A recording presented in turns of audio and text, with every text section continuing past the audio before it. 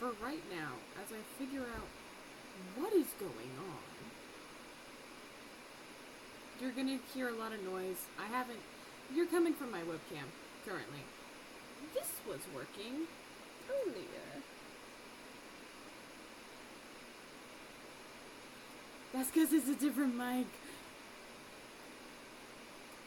But I'm glad there's some sort of sound. Okay, that's so fun. Hi. Hi, what's up? Okay.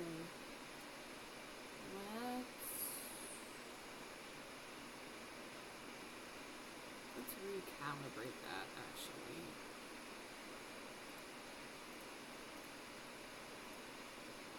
Optimize my device. Yes, I would like that. I would like that to work. Anyway, what I said before you couldn't hear me was... That is the goal. That is the goal. How are you? What is that? It's so funny that this is happening, because this was literally working this morning. That is the default device, yes. It should be.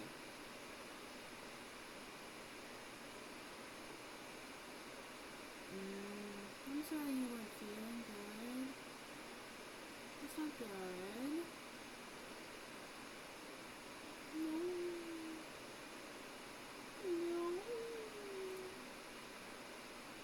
Still did display audio. I don't know what that did.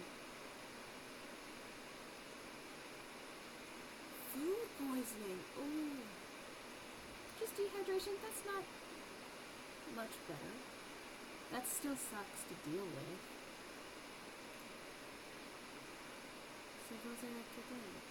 It should be up to date. Technology's weird, dude. It'll be fine. And then, if you're like a minute off of something, it'll be like, actually, I've never worked a day in my life. Fun fact. Never worked. Ever.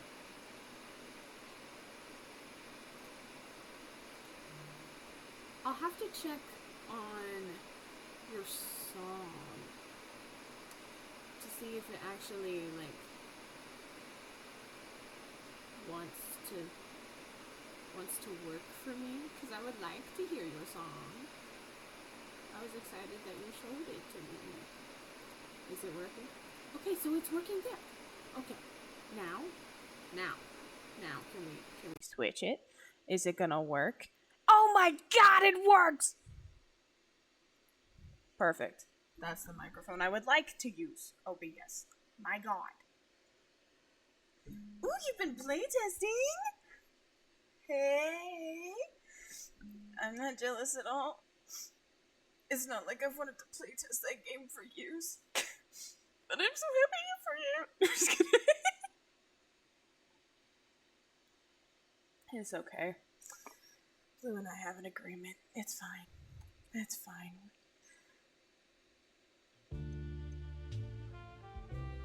It is your first end credit song, and it'll be so good.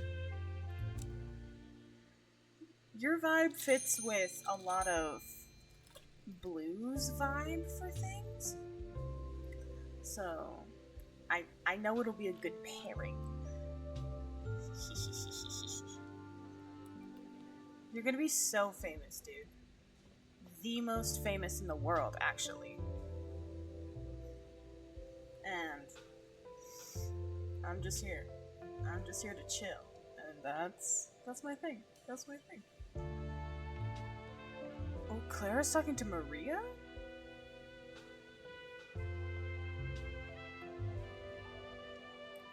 Hell yeah. Hell yeah. I'll start writing. I'll work on my writing chops for you. It'll be great. It'll be great. I'll make sure there's horrendous tags. Because I know that's what you would want. I believe we've met before, right? should be. Dude, that's a really good ship name, actually. It's like I know you or something. It's like we've been friends for a year. It's crazy. It's crazy. Briefly, I think you served me when I was at the hotel with Alina. Right. I remember now. You played chess, right? Yes. You asked me to teach you, and when I tried, your manager yelled at you. Yeah, I mean, I'm not working now. I don't work here, is what I'm trying to say. You want me to teach you chess? I have a mini board in my bag. Of course you do. Of course you do, Maria. And that's the hottest thing you could ever do. I know a little bit. Pawns move forward, priests move diagonal, king is useless. She got something. Bishops. And you'd be surprised about the king. Do you know what an opening is? Nope. Right. We'll start easy then. Maria sets up the pieces with agile, instinctive quickness, while Clara watches diligently, sipping on her drink. While you know very little about chess, instinct tells you that your customers are likely about to witness the biggest beatdown in chess history. That's cool! I didn't know I could eavesdrop on people! Hell yeah! Is Alina here? No, Alina's not here. What's there with Peter? Hi, Peter. It's nice to see you. Let's get you a drink.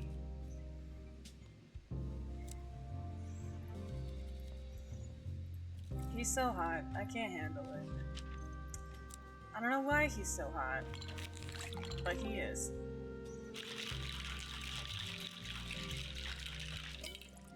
I forgot I can exit out of the animation, actually. We're at 50%! Tell me about your criminal background, Peter. Level with you. My very legitimate enterprises ain't your business. Fine. He shrugs, taking a deep breath. Look, when you see the stuff the Sara police gets away with, you start to realize the law is just rules set up by folks who are already following them. I'm about as legit as you are, speak easy manager.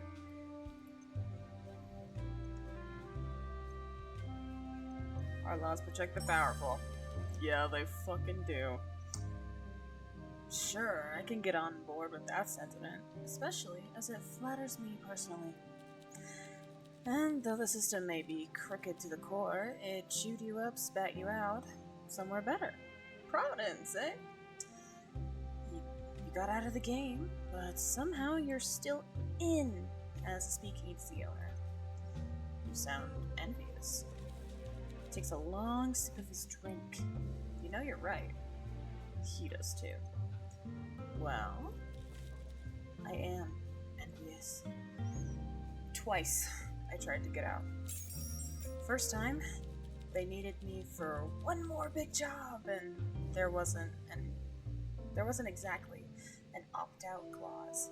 Second time, well, I got out for a year, but no one treated me any different, and my name wasn't any cleaner. If folks gonna treat me like a villain, I may as well be one. Oh, hot man, how could you do this? Even when you escape the life stays with you. People remember what you've done, especially when you've got a big reminder scratched down half of your face. So yeah, I see what you got going on, and I think you got lucky. Maybe I would like to get lucky like that. You could get lucky with me. Focus. But then I remember, me and you are in the same position. Both one mistake away from a life in the clink. One little mistake. but you know what? Don't worry about it. I'm too smart to get caught, and you're too lucky. Lucky? Remember that one time that the Minetti boys unloaded his pistol gun at the train depot? How every slug missed you? Like I said, you've always been lucky. And now, you gotta keep that lucky streak going, right? Sure. You gotta find a killer. But I can't believe you're looking at me for this. After everything we've been through. You know my style. I ain't never killed anyone ever, right? But just say I did. It would be business, not personal. So there'd be no injections or poisons. You're too hot on people. This is true. I don't know.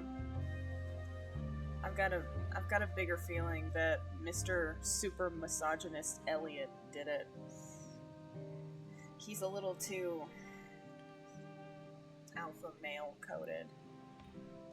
You'll see in a second. They'll probably talk about it, and yeah. Needles are for docs and junkies. I wouldn't be pumping anyone full of poison, most especially if it made them suffer. Like I said, with me, it's always just business. Look him in the eye. Oh my god, his gaze softens. Oh my god, we're so a thing. I know it. Peter's gaze softens for a moment. Is he feeling sympathy? Anger? Regret? He frowns. And for a fraction of a second, you see how boyish he looks when he's not scowling. Then he vanishes back into himself. His gaze becomes empty. My boy! No! I believe you. Do you? We'll see. Did you miss me? Oh, we're almost at full with him! What makes you ask that? You're unusually friendly. Sometimes I need to talk to someone who doesn't twitch every time I reach into my coat pocket. I get treated like a monster so much, I forget I'm not one. Not all the time. We've seen a lot of the same stuff, and I like that you're straight with me, but I could be gay with you. Have we thought about this, Peter? I could be gay with you. Offers on the table. You could take it or leave. Just saying. Just saying. I see the little frown at the corner of your mouth. Still, you don't tell me to leave, and you can look me in the eye. That's enough for me. Sorry I frowned. We're almost at full heart. We could serve him one more drink and be at full hearts.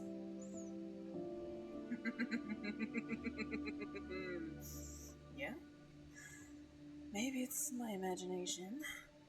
I'd like to think you're happy to see me. I don't think you are, but I'd like to think oh my god, so you think of me? So you think of me? Okay. Peter takes a long sip of his drink.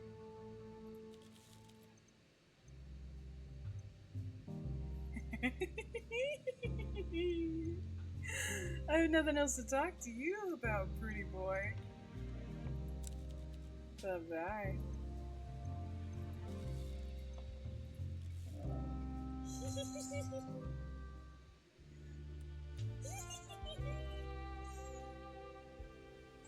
Alrighty. Let's get him out of the way. I need a strong drink. Yeah, and I need a strong backhand to your face.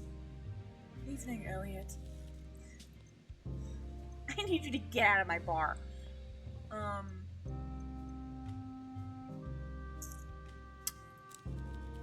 let's serve you a drink.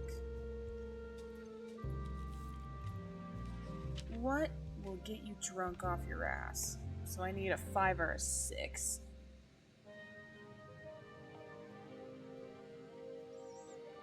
Sad man is not hot at all. He is not. That'll make him inebriated and he'll go home. So that's a little too much. We could do... I made that one.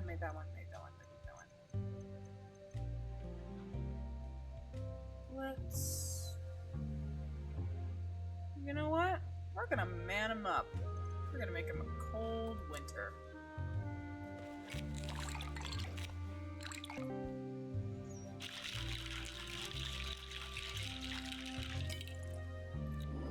Let's get you drunk.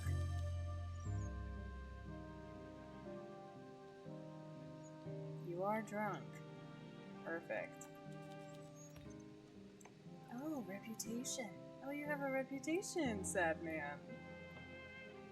Okay. Heard you have a bit of a reputation here among my customers. Which ones? I don't care about idle chatter of scatterbrained women. See? We don't like him. He's the worst. You assume it's a woman. Great minds speak about philosophy and science. Mediocre minds concern themselves with sport and papers, and dull minds gossip. And women are the worst for it. He better be the killer, otherwise I'm gonna kill him. That's a bit small-minded. I don't need to be interrogated on my views. We all know that women's and men's minds work very differently. Those who pretend otherwise are deluding themselves. Elliot stands up and begins searching inside his pockets of his coat. Eventually, he pulls out a rectangular, very shiny metal case. It's ornate. It's engraved with floral designs.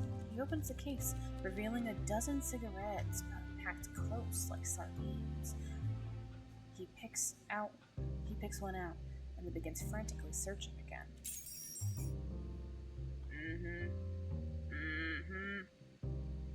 God damn it, where's that lighter?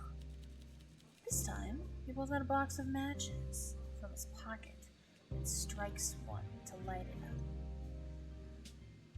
We're trying to make this place less smoky. Whatever. Calm now. Cool, I don't care that you're in a bad mood. You can get out of my bar.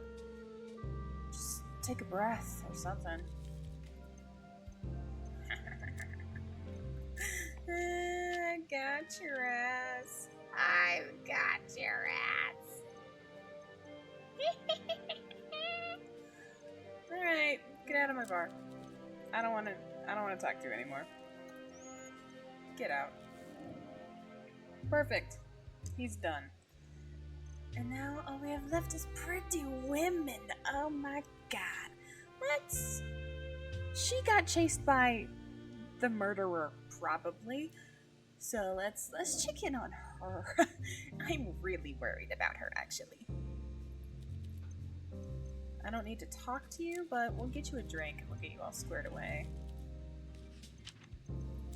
Get you a copper bullet. Come on. I won't let you have too many of those. I will just tell you to leave. Because I'm pretty sure I have all the clues that I need. At least until we get Alina and Killian back. Because everything else I think we have squared away for this case. There it is.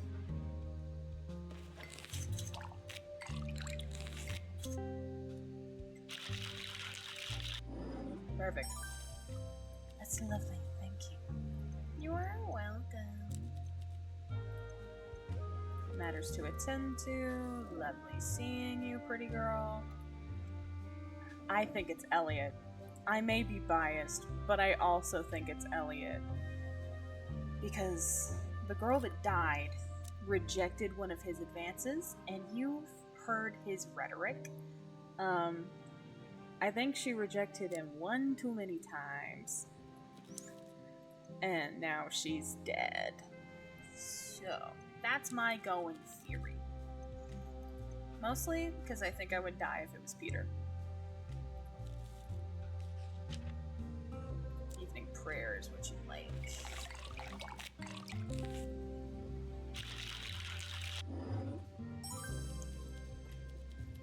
Some glamour never hurt. Bye, Wendy. Alright, let's talk to Mr. Hugo. I don't have anything to talk to him about, but let's get our clues all sorted. I need to tell you this one. Confirm. Okay. Are you pulling my leg? Don't let your sentiment for Wagner cloud your judgment, bartender. I didn't do it, I promise. Is not an alibi. I know him. Oh, fine. I suppose he's more of a common street thug than a serial killer. He's off the hook. For now. But you do well to be a little bit more professional and stop making googly eyes at one of our So we are gay. I love this game. I'm prepared to answer any of your questions. One more. Elliot's missing a lighter. Confirm. So we lost his lighter and his cigarette case. Cigarette case is ornately designed. I don't know about you, bartender, but I see a connection here. There is a connection here. We are gay and we are gay for Peter. This is true! Alright, I need to connect clues, but then I got a case to present. Alright, let's get you know what? Let's get our friendship up. Let's get you a drink, Constable. You want a wake-up call? I'll give you a wake-up call. But only if I get to give Peter a wake-up call. Alright, leave. Alright. It's closing time.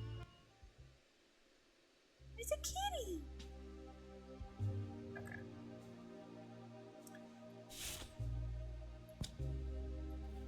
That's his lighter. It's a match.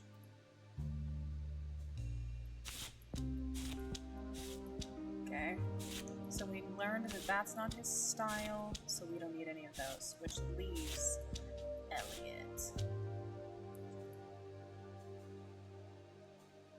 What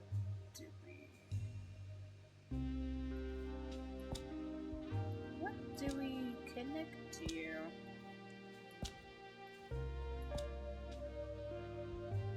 I don't know if we connect anything to you, actually. Oh well. Alina, please be in. Killian, please be in. Day 10. Huh? Oh!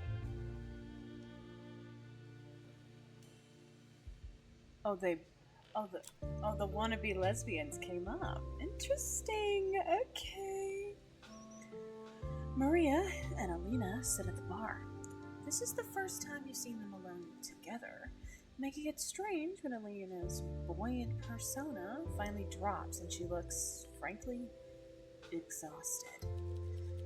The big fake grin is gone and replaced with the wan smile. A look that you read as the party's over. On the other hand, Maria seems happier with only Alina around, because they're gay and in love. Her shoulders are back and she's leaning close to her friend, poking her with her elbow to make her giggle. What can I get you? A few drinks would be nice. She needs something sweet. Nothing sweet, please. I need something to calm me down. It wasn't that bad. It's Wendy. She's always like that. She's the most stereotypical heiress I've ever met. If she was a character in a book, people would reject her for being too Wendy. I bet she really does have a horse butler at the penthouse of hers. Is that a butler who's a horse? Or a butler for her horse? Both! I can't believe someone that wealthy doesn't have better etiquette, though. I saw her eat creme brulee with a fish fork. Oh my god. Alert Hugo, get her arrested. The gall. Alina lets out a laugh and then turns around.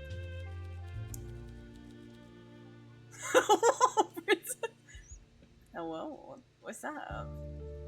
It's nice to see you. I can't believe no one else has noticed. They're just too intimidated by her sharp tongue. Or is it a forked tongue?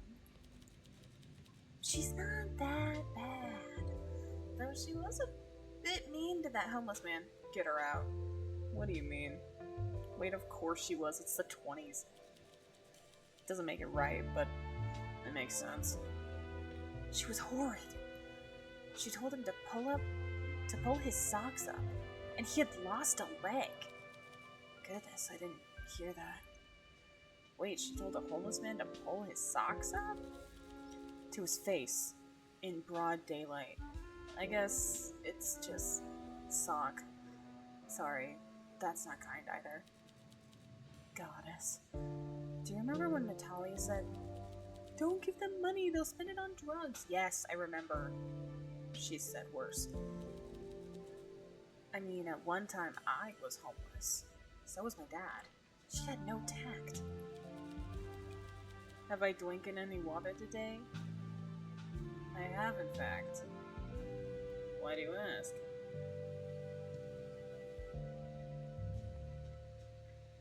Do you now have a fedora?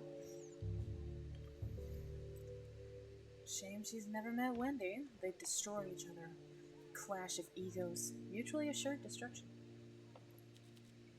Can you imagine? The lack of empathy by the goddess.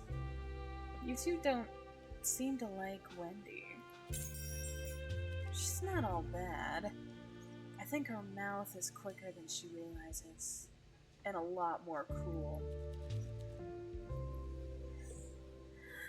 I think she lived a sheltered life. Sometimes, Maria and I need a chance to air out all our frustrations. Sideways glances when our wealthy friends have something questionable they can only sustain you so long. Eventually, you need to let it out. Yes, please don't tell her we're saying this behind her back. I hate drama. So do I! Fun fact! My lips are sealed. Good. Then here's a hefty tip for you. Alina dumps out the coins in her purse alongside the money for the drinks. It's probably triple what the drinks actually cost, but she doesn't seem fazed. But before she turns away, you notice her count the coins and exhale softly. After a moment, she looks at Maria and signals her to follow. The two walk back to their booth. Same.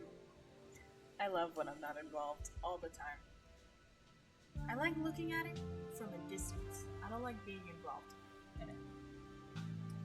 But when you can't escape it, that's not great. Alright. Killian, how much friendship do we have? I've been screwing you over. I've been screwing me over. What if your cousins may be pregnant? Congratulations to them. Unless it's not wanted, then it's a tough situation. But happy terms. Yay! Honestly, that's really cool. I love that. I have nothing to talk to you about. But I need to get friendship with you. Is this a... Yeah, that's a good question. Please be enough. Please be enough. It's like a mint punch. You should...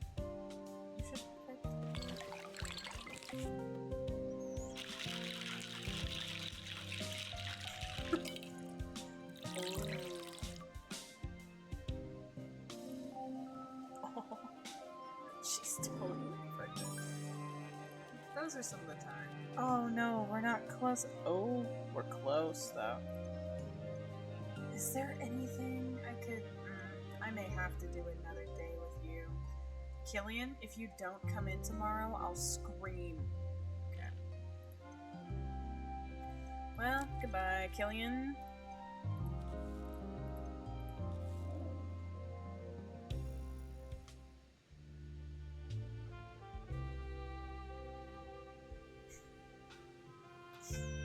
Ooh, that'll be an interesting situation. Alina, let's get you drunk. Is that what I wanted to do? Yes, that's what I wanted to do. So, drunk 6+. Do I have it at 6+? Ooh. She doesn't get inebriated until 8, so I can make it a 9 now. There we go. Perfect. Now give me all the lovely little gossip, Alina. I don't hate it, thanks. I have stuff to talk to you about.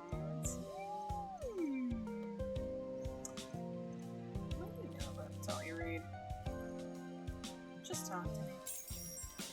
Well, I know that she was a gold-digging cow. Oh my god! Who had absolutely no business dating my father.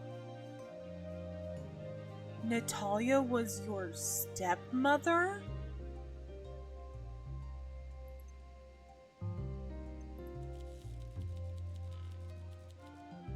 Whoa! Whoa! I should have got you drunk a long time ago! I may not be kind to her memory, but at least I'm the one being honest. She was like a barnacle stuck to a boat. Nothing I did could dislodge her. I might try to accept if she curbed his worst impulses, but she gambled as much as father does. She was an accountant who can't handle money.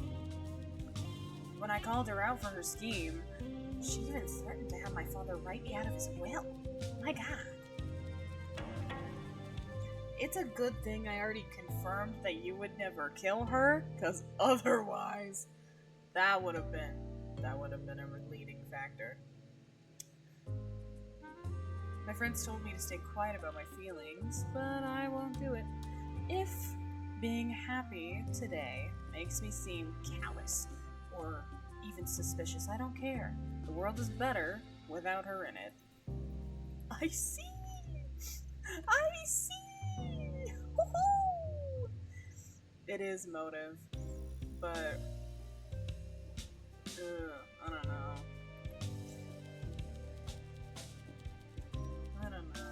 We'll see.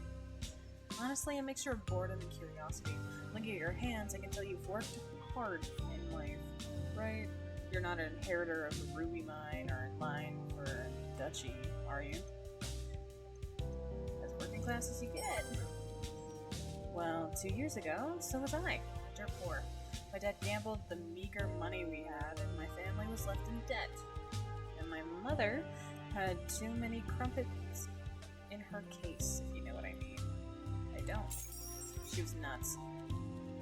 She joined the cult of the Deus Irae. Okay! We're getting so much lore on her! My god! When I was a kid and ran away to live in the northern wastes, and after dealing with my dad's gambling addiction, I'm not surprised. I know it's too much information for a stranger, but I'm here, and I'm drunk, and you asked me, so this is the monkey paw curling or what? Yeah, there's a lot. Well, good. Anyway, when I was working odd jobs for wealthy people, I noticed how much illegal shit they got up to. That hasn't changed. I remember a rich older woman telling me how her son was jailed for dealing drugs, and it was the most embarrassing ordeal. Obviously, being me, I asked how much jail time did he get, because I'm nosy. Same girl. She laughed. She literally laughed. Some ear-piercing bat-like screech of a laugh, and said, "Oh, he just paid a fine." For context, Maria and I went to school with a guy who got caught carrying some whatever woo-hoo drugs for someone else and is still in prison. Rules don't apply to the rich. And hey, guess what? I'm rich now because my dad's gambling somehow paid off. So now, rules don't apply to me either. If I'm caught, I'll pay a fine because who the hell cares? And you're okay with that? No, obviously not. But also, why am I the only one who feels guilty about it? I wish I could just enjoy the privilege as much as they all do, with no context to distract them from their entitlement. And there's one thing I'll never escape, no matter how much I save or who I marry, the fear that I could lose it all again. I just hope if I do, my real friends are still around to buy me drinks. Quite the story. Oh shit. I'm gonna have to have you come back again. I have more story. How did becoming rich change your life? Duh. Being rich, thoughts on the prohibition. We'll get into rich, and then next time we'll talk about that one. It was pretty much instantaneous. My father plays every game in the casino, and he is not good. He is, however, occasionally very lucky. And when he's very lucky and have a daughter who tells you not to gamble all your winnings, well, you can move up 3 or 4 social classes in the weekend. We're not close, if that's what you're wondering. My father's always abroad, or in the casino, but he sends me a chunk of money every month. I get more in that monthly pay packet than I could earn in a year. Good setup. She waves her hand and weakly shrugs. When he's poor again, I'll be sure to write him a letter or something. I save most of the money he sends me and spend where I need. Clothes, hair, skincare, looking wealthy is half the cost of being wealthy. I see.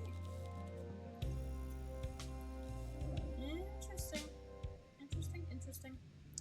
Let's present our case, and we'll just wait. Let's get you a drink. Get you all loosey-goosey, Mr. Constable.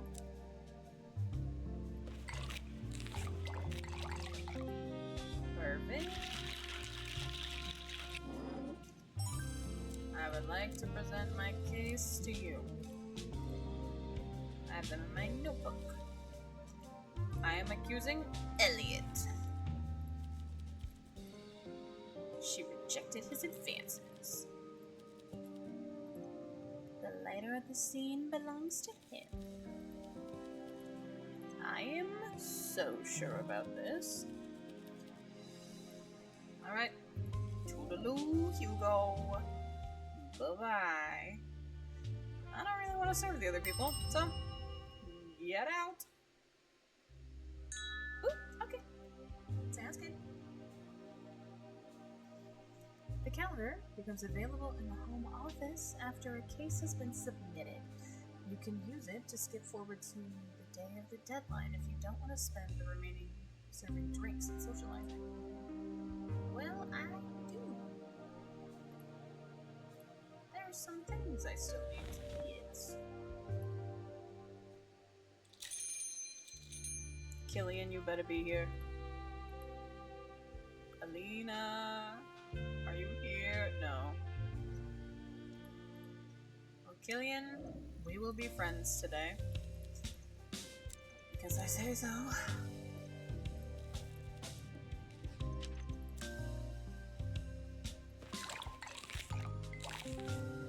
Perfect. Are we friends now?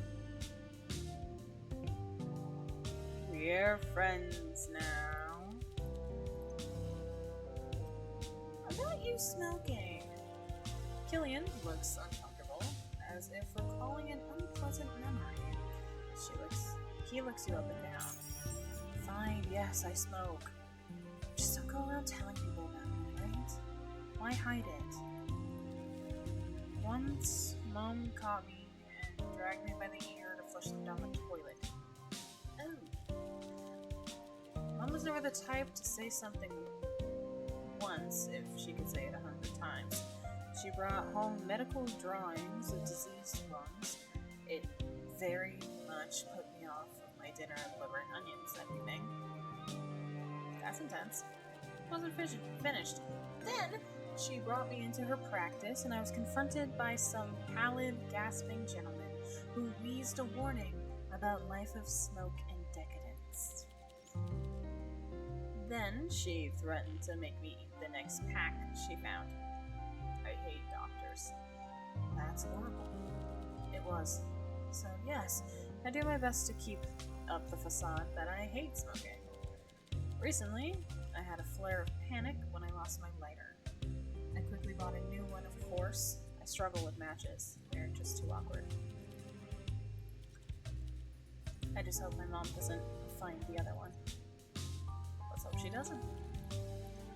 Get out.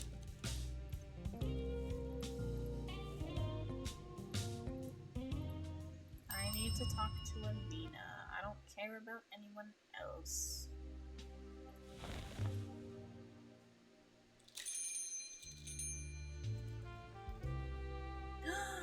Olivia. She's not here. Wait, cancel. I can get you to full friendship.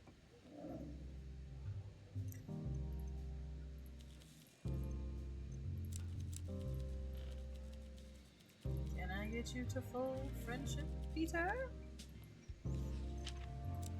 Because if Alina's not here, that is my only goal.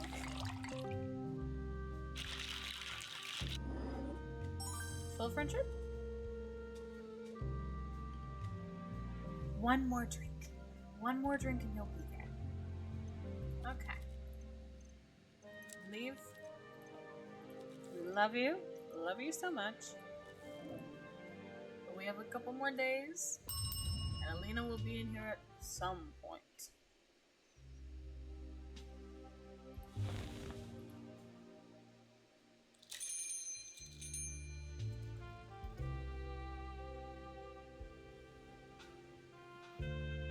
What are they saying? Group of 20-somethings sit in a semicircle, sipping happily. No, those are imported. A lot of textiles we use are made in other factories. So what you're saying is if I purchased a coat from the shop that you work at, made by you, it's more of an assemblage? Everything is at this point. I mean, I've made some of the patterns and picked out some of the fabric, but yes, most of the stuff is designed by my boss, and I just stitch it together. Sort of. Didn't I get my coat from Seems Good? I think your parents might have visited. I nearly got to work on one of Olivia Carmine's outfits, though before my boss got back from his trip. Apparently the two of them go way back, that he worked as her stylist for a bit. She's very picky about who she lets touch her clothes. She's probably very hush-hush about her sizings. I've heard a lot of rumors like that about celebrities, and this is why we have a crisis. Thankfully, if I ever need anything modified, Maria can just do it. Now that must be handy. Say, Maria, think you could fix up a few pieces I have? I'd just take it to the store. I don't have the equipment at home. Anyway, I'm getting a drink. Maria want anything on me? She wants to be on you. Surprise me. If you're grabbing drinks, I'd love an evening prayer. Sure. Interesting. That didn't give me anything, but it gave me, darling Alina. Do you remember what I said about Natalia? I do. I regret saying it. I regret it a lot. I saw my dad yesterday and he's basically a husk. I didn't like her. And yeah, she was a floozy. But making fun of her dying like that, That's not me. It was a bit cold. She threatened to have me written off, but at the same time, if my father was just following her lead, I should be upset with him. Perhaps I need to stop trying to shift my father around like he's a pawn. He's a grown man and he can take care of himself. I don't know, he's gambling all of the family money away, so take that as you will. Anyway, enough about that.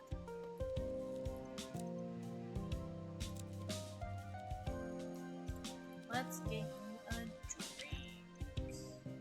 You did like the nightgown. Interesting.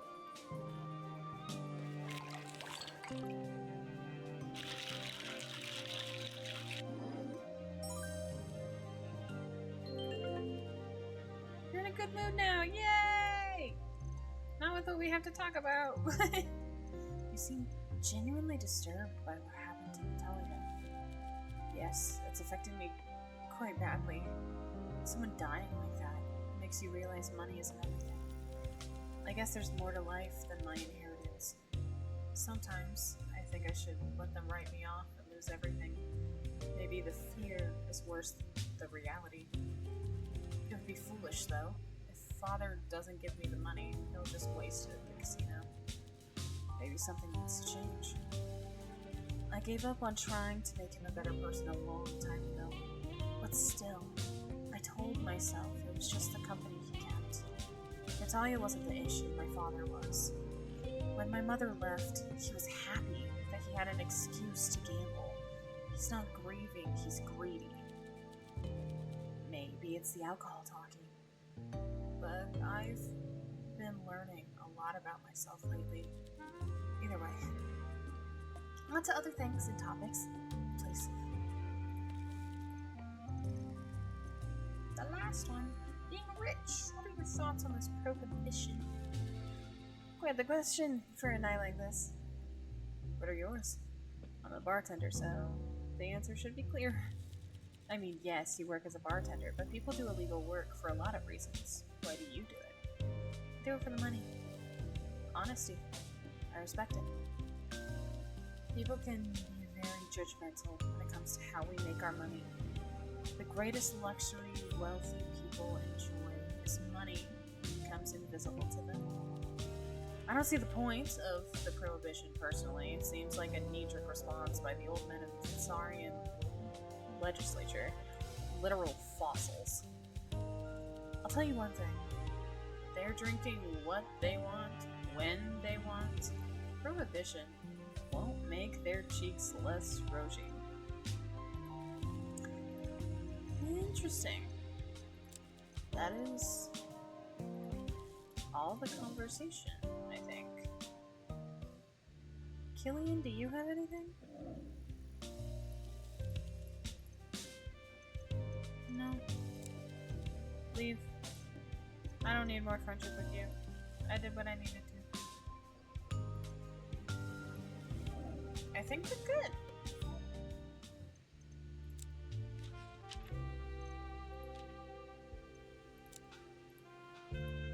Interesting.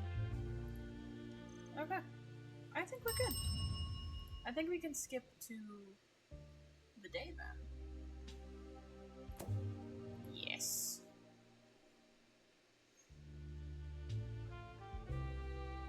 Tis the day.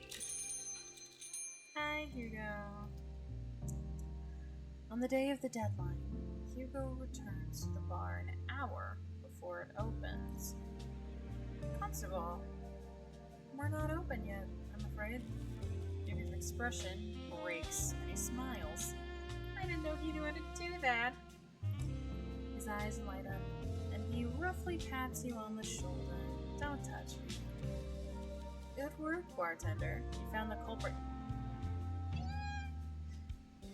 And you helped me secure my promotion. We should celebrate, and we're certainly in the right place to do so. What flavor would you like to celebrate with? Surprise me. Anything will have the taste of success in it at this point. Alright. I shall get you your favorite. Alright, you like a wake-up call, we're gonna give it to you. Because hell yeah, we got this case right. And I couldn't be happier. I'm so proud. That hit the spot. Coffee may be bitter, but victory tastes so sweet. I can't wait to see their faces back at the station when we put Elliot away for good. He'll never see the light of day again. Our case is watertight.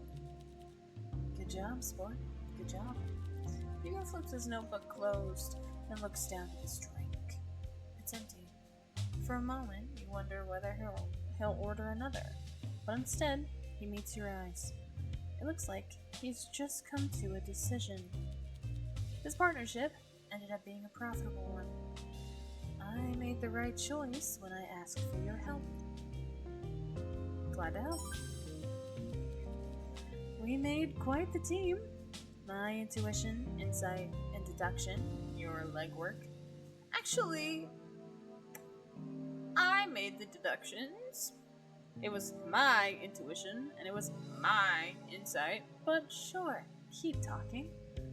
I wonder, would you do this all over again? Yeah, I'd do it. Why not? Well, that might be a possibility, but not for a while. A year, at least. Why? What are you talking about? I'm gonna have to book you. All cops are the fucking same, dude. All of them are the same.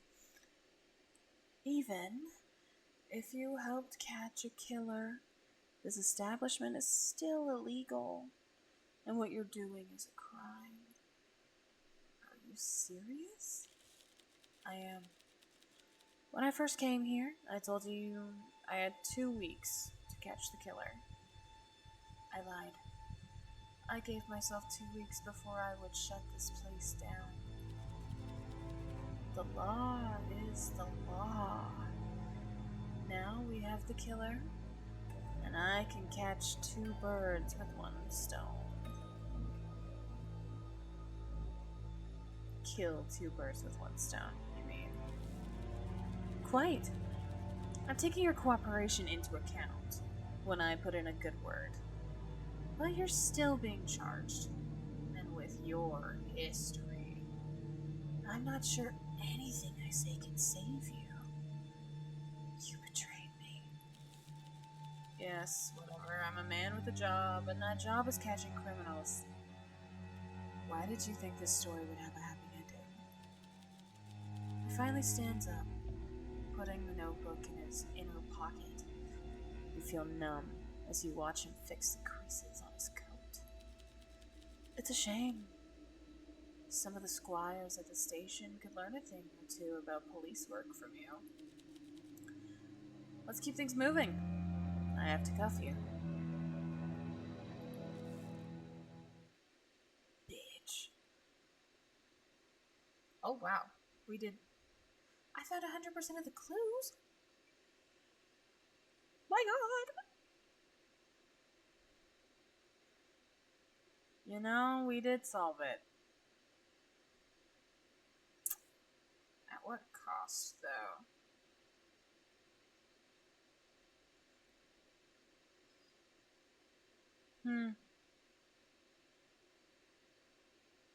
Highest affection? Hell yeah, 100%. Damn.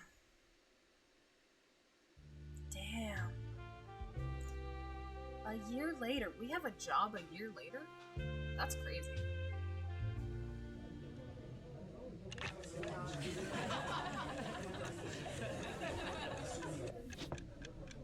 I will let you know what happened in a second.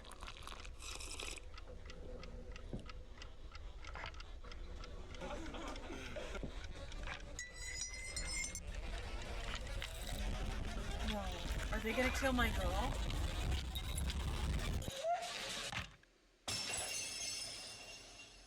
Alina!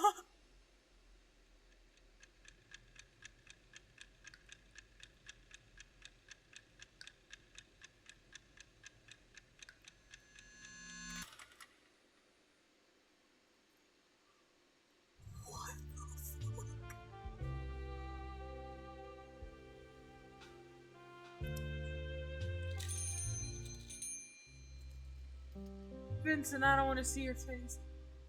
Alita's gone?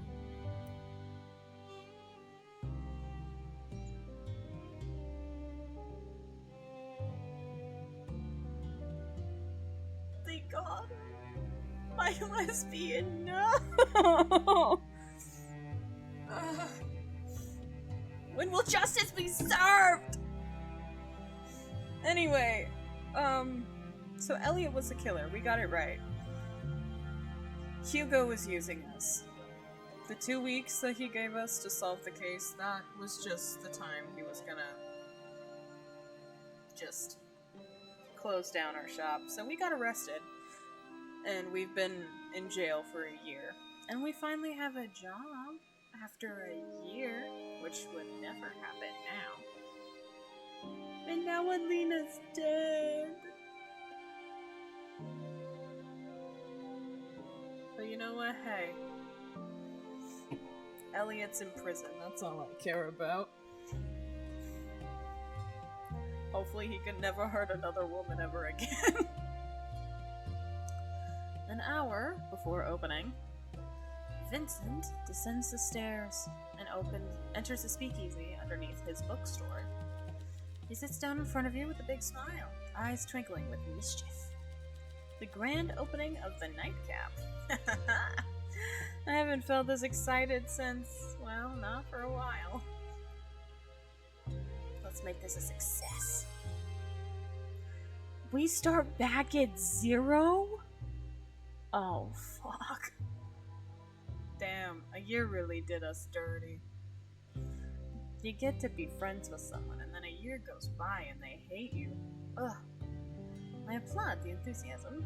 Very good. With the illusion of certainty comes complacency.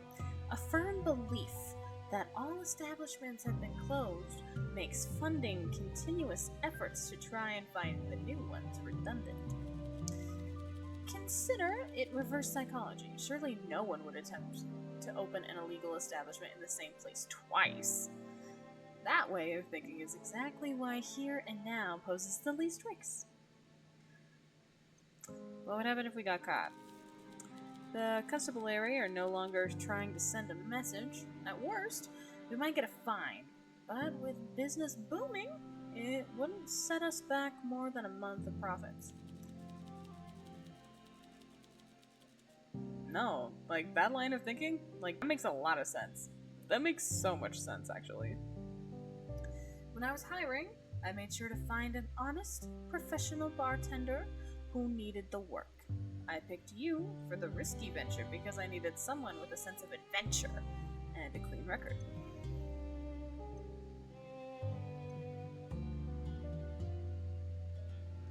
My record is clean because I haven't been caught. Haha! Yes! This sparkling audacity is precisely what I was looking for in a bartender. Now, might you be good enough to make me a drink? What do you fancy? Show me why I hired you and surprise me. I will leave it to you. Now, make me a drink. Please don't. Can I tempt you, Vincent? Absolutely. Make me something classic. Please don't tell me that their favorites change. Oh, we have new stuff! We have new drinks! Liberty. Cola, white rum, lime juice, ice cubes, lime slice. That sounds pretty damn good, actually. Ooh, what did you get? Pirate's Joy is still here, Night Count is still here. Orange Daisy, tequila, triple sec, lime juice, ice cubes, Cointreau? I don't know what that is. Ambush. Dark rum, coffee, so we do have a coffee one. Oh my god, did you get the Did you get the wolf shirts? That's freaking awesome, dude!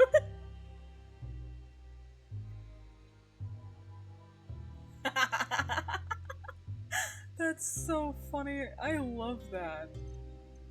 You'll have to send me a picture when you guys get them. Like, did you, like, just buy them and they're shipping to you? Or did you, like, somehow find them in the wild? Because it's a wolf. One night stand. Vodka passion fruit. Interesting. Perfect storm dark rum. Ginger ale lime slice. Probably will. Probably will. I don't know if you've noticed, but she kind of likes you. I didn't want to be the one to tell you, but I think she kind of likes you. Wake up call is back, which means we're gonna deal with the fuck-ass officer again. Royal Flush. Well, that's a classic, and you liked it last time. Heck yeah. I'm excited. That'd be awesome. That's the purest nectar. Perfection. Hell yeah, it is. Now then, I have a dinner party to attend to. Make sure to stay kind, professional, and consistent with the quality of the drinks. Enjoy your evening, Vincent. Do we ever get to know what our name is? I kind of wish... Who are you? Who are you? Oh no, do I get a new cast of characters? Oh no. Oh, and she's pretty. She has the same eyes as Peter. And I'm scared.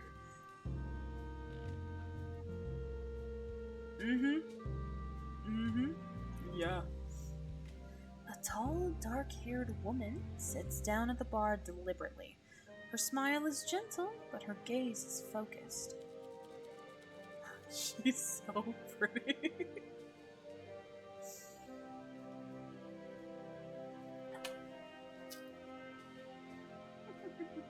Oh, don't look at me like that. No. That's a vampire if I've ever seen one, and she's hot. Woo! And then you got fucking Bug Barker in the background.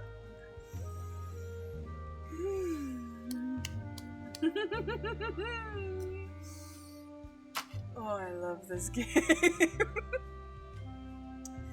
What a fascinating place. You really managed to capture the atmosphere of Old Bukovi. Classy, but informal. Thank you. I ran my own bar for years before the politicians decided to pass this damn prohibition bill. No, you're so sad. No, pretty lady, don't be sad. For a while, the frustration lingers on her face, and then she lets out a sigh and continues to speak. Being here brings back memories. Don't look at me with those eyes. Don't do it. I'm susceptible. Both happy and sad. Sandra Fisher. That's a pretty name. Can I call you Sandy? My name's Sandra. Might I ask how long this place has been here? It opened up today, actually. Oh, congratulations. Is it your first time running a bar? Are we a different person? Are we a different person? Okay. More or less, I've never been in charge before. No, although the Spire Lounge was a very different experience.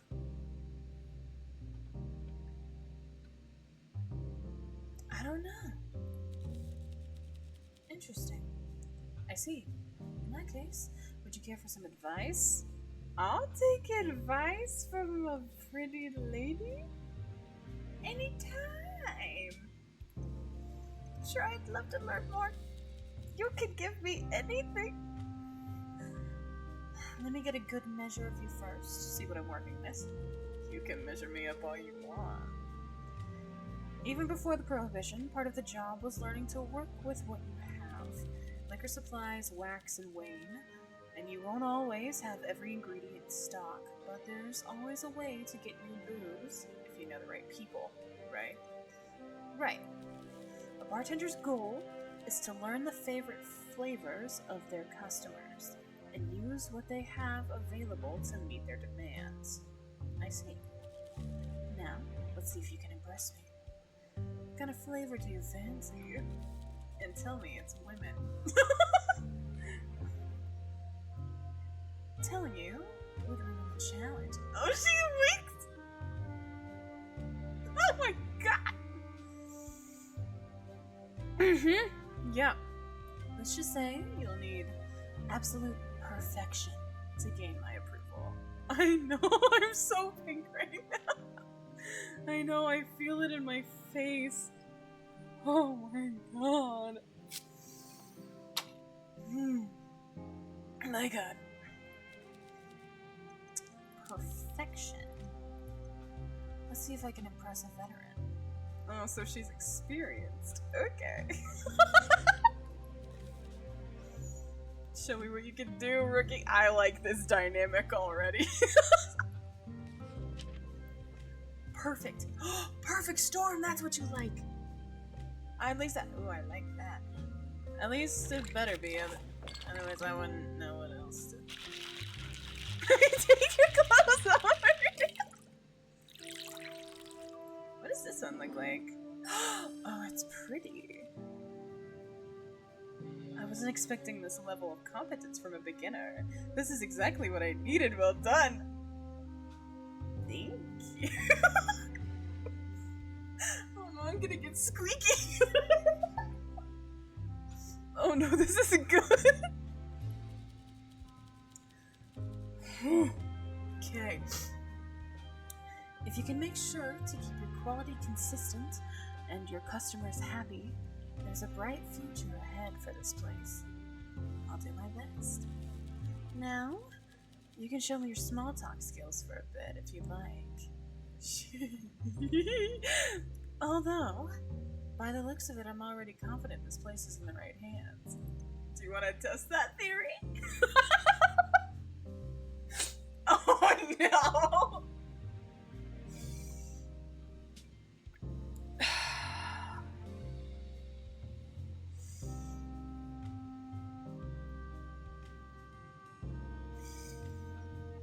I don't know why she gets me so bad. This is a weird experience for me.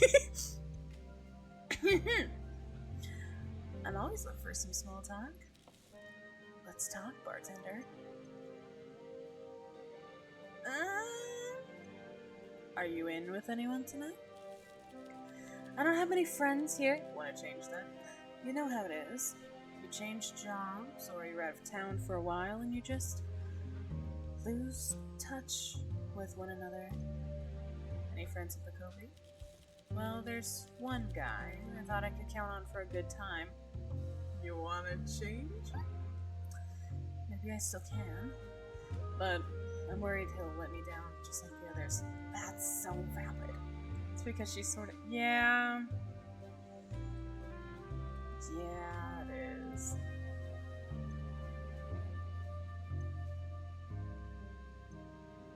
It's hard to trust anyone these days. You might be right. I feel a bit restless in Bakovy nowadays. I always thought I had friends here, but I'm not sure anymore. There's still good people here. Maybe a couple.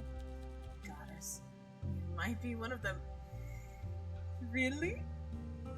You think I'm one of the good people? Okay. You're a good talker. You wanna know what else I'm good at? Relaxed. I'm not relaxed right now. I get the feeling that if bad stuff is going down, your nose is clean.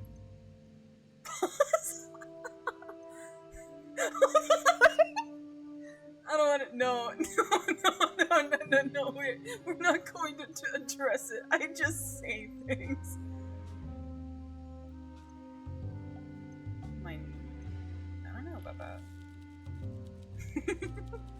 All I'm saying is that maybe you're over. Oh, that look. Oh, God.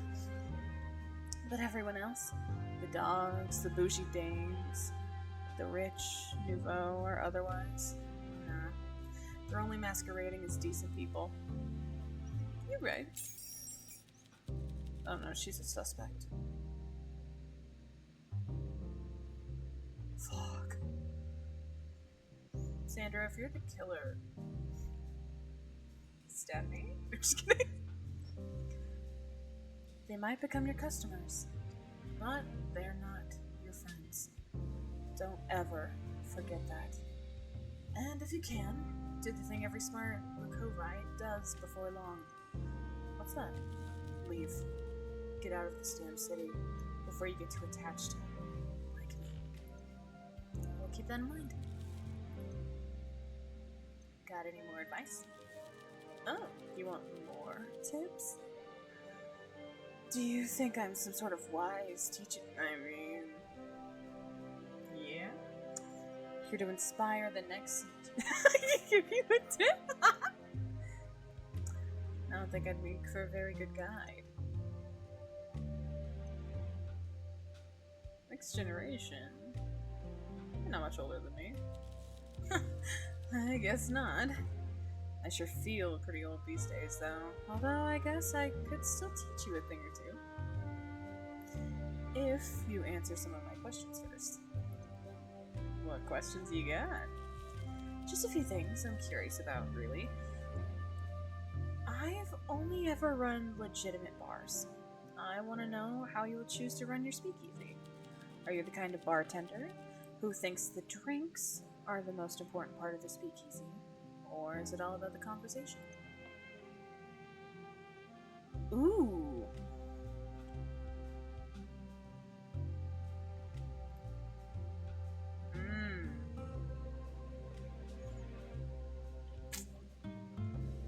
That's the question. That's correct. That is the question.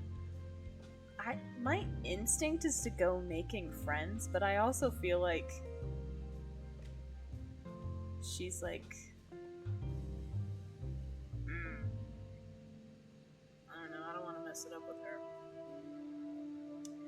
You know what? Get to think about it. Making friends. See. Fuck! I knew it. Fuck! God! Why? I think the drinks are most important, but I admit, you're a good conversationalist. You probably make friends easily. I always like to get a read on people's priorities, but I'm also curious about their values. Do you trust figures of authority? I do what I believe is right. Agreed. You've got to follow your gut. Deep down, we all know the difference between right and wrong. Right and wrong. So, those are your values. But what about your future? What are your plans for this place? Do you intend on making this speakeasy your home? Or is it just a springboard? I want to make something of this place. You really mean that, don't you? I fear you might be making a mistake, but I wish you the best of luck. I sure hope it works out for you. Now then, I promised you some bartending advice, didn't I? Yes. Then I have 3 more tips for you. 3? All really simple, but something many bartenders tend to forget. 1. Make the customers drink they ask for. 2. When they ask you a question, it's not always the truth that they really want. And 3. When you struggle to get a read on someone, consider their actions, not just their words. Got it. I've got it from here. This may very well be the last speakeasy in Bakovi, making you the last representative of our craft. Really? Really. And I don't think that'll be changing anytime soon either. I sure don't plan on getting behind the bar right now. Keeping my head down until this prohibition blows over, and I can get my old bar back. Good luck. You probably won't see me around too often. What? Why not?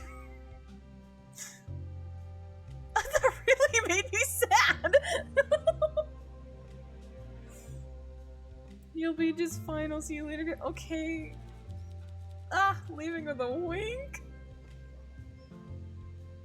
Downs the rest of her drink and rises from her bar stool and walks back up the basement stairs, disappearing into the night.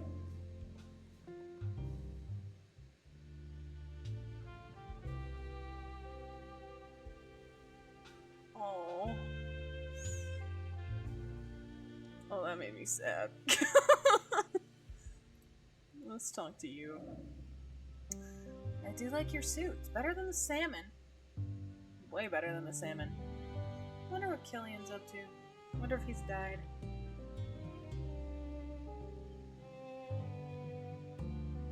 A man with dark hair talks with his tall friend before approaching the bar and sitting down. Good evening. Hello. I love a drink now. Any preferences? Quite fond of coffee. It's a wonderful beverage. I agree. Perhaps you could work it in somehow. Okay, I'll mix up something nice. I'm not as refined as I look. Don't worry about perfection. Just make it strong and colorful. That is 1%. That is not strong. How many have coffee, actually? Is it just those two?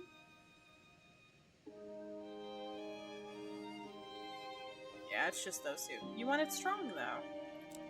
So we'll give you a wake-up call.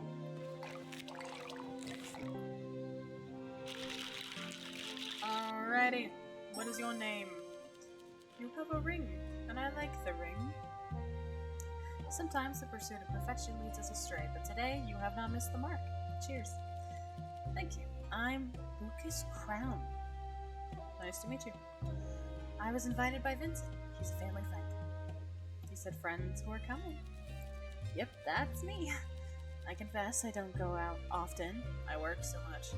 Though I enjoy a dinner party every now and then. This place is a little rough around the edges for me. Oh, don't get me wrong, I like it a lot. There's so much life and energy here. There are 2 people here. I'm just adjusting to it. Slowly. I've also brought a +1 with me. Bjorn. Ah. Love it. The robust fellow over there. If he orders anything, let me know. I'll pay. Kind of.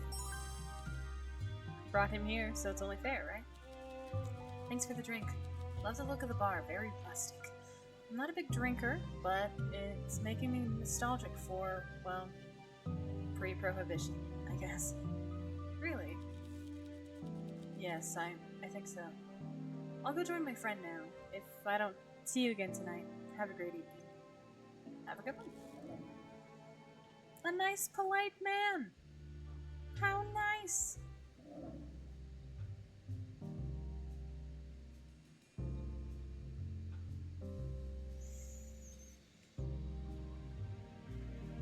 Hi, Bjorn. A large, bushy-bearded man sits at the counter. He takes a long look at the row of alcohol behind you with inquisitive eyes. Good evening. Can I get a drink? Anything you fancy? Simple and strong.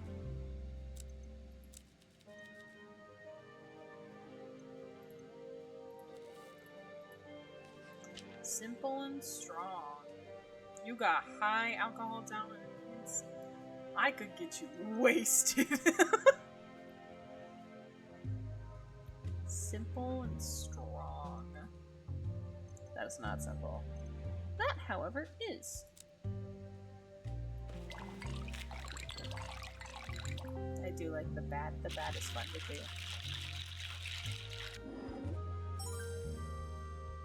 You smile. Very nice. Thanks, Cal. Name's Bjorn. I work in the factory a few districts over. Nice to meet you, Bjorn. What brings you here? Lucas invited me. He's the well-dressed lad with the short black hair and round glasses. Are you local? Yes, I moved to Bakovy a few years ago for work. What sort of work? Metalworking. Which means he's really strong. Focus. Used to build ships.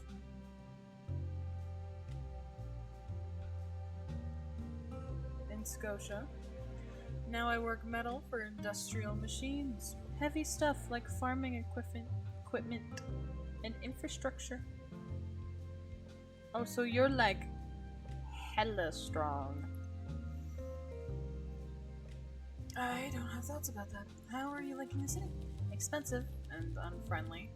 Or maybe I'm just bad at making friends. Secret speakeasies and sneaking around in the shadows isn't really for me, but Lucas asked nicely. Oh, speaking of Lucas, you should find him. Thank you for the drink. My pleasure. He's adorable. He's adorable.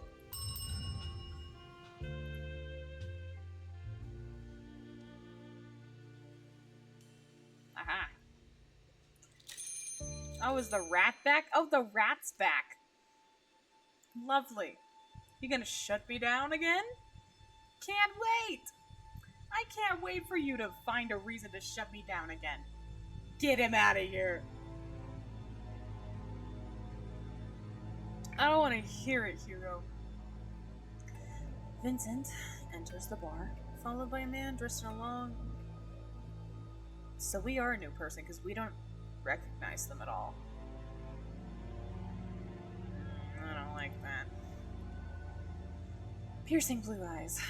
They sit next to each other, but their body language makes it clear they do not want to be near one another. As the men settle into their seat, you can see Vincent's face still red, though he's trying to calm himself. Hugo, meanwhile, adjusts his coat awkwardly and coughs.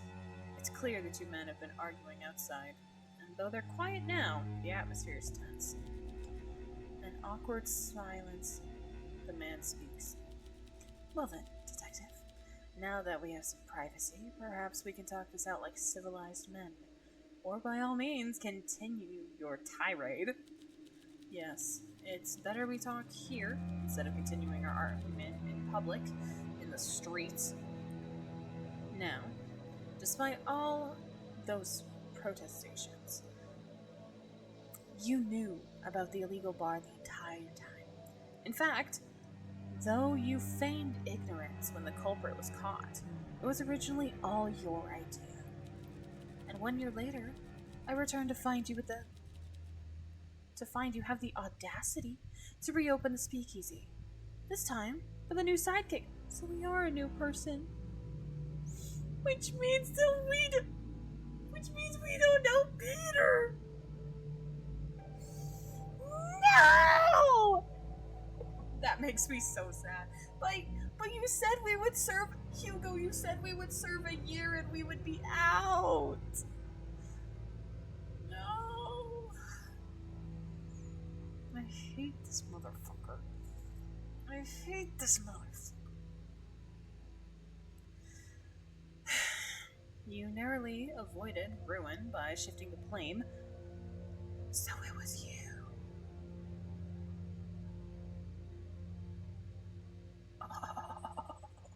I'm poisoning all of your drinks, Vincent. And having learned nothing, you're doing the same thing all over again. You have gone too far. You had no issue with keeping the place open when it suited you and your career. You used this place as a hunting ground to catch your suspect. I'd say you got what you wanted, Constable, or should I say detective. Your promotion was won with my help, and dare I say you enjoyed more than the odd tipple while on the job. I operated entirely within the law. No, you fucking didn't. And made the best of the situation to ensure the safety of the people of Bakovi. Sure. The safety of the people of Bakovi? Vincent let out a hollow, sarcastic laugh. You climbed the ladder and kicked it away when you got to the top. The last bartender didn't deserve to be hung out to dry like that. No, we didn't! Despite my help and cooperation in apprehending that vile killer, Elliot Lynn, still got away. Elliot got out? And we're still in jail?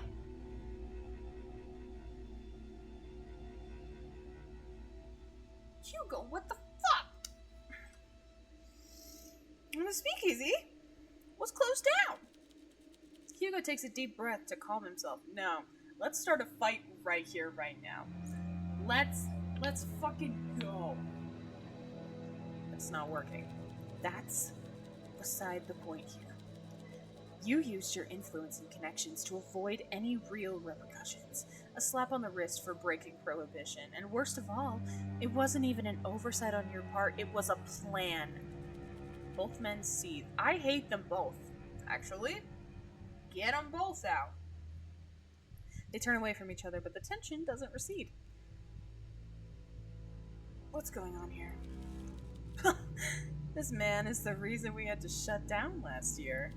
Correct, and by my good graces, it's not closed again. Yet, I need cooperation.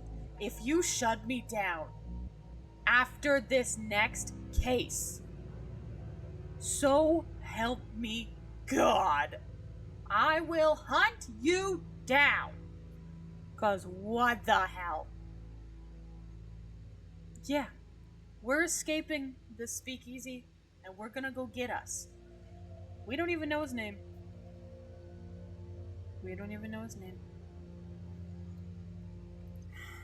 Cooperation with what?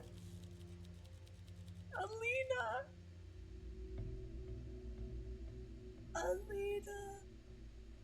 Not only do we have to deal with these two evil-ass men, Alina is dead. Miss Beautiful Color Palette is dead. This is chapter 1. The other chapter was a prologue.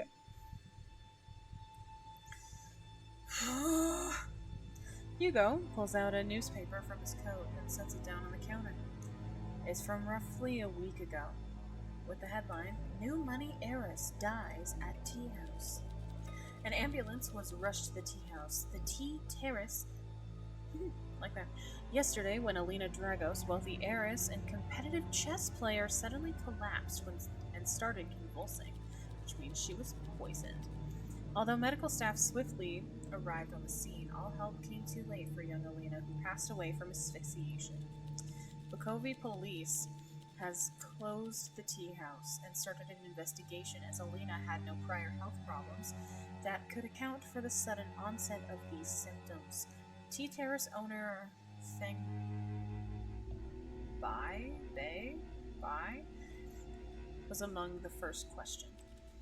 Several other witnesses have been brought in for questioning, including the friends who were present during the incident, as well as...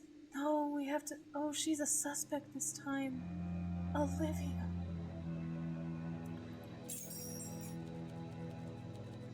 Let me lay my cards on the table.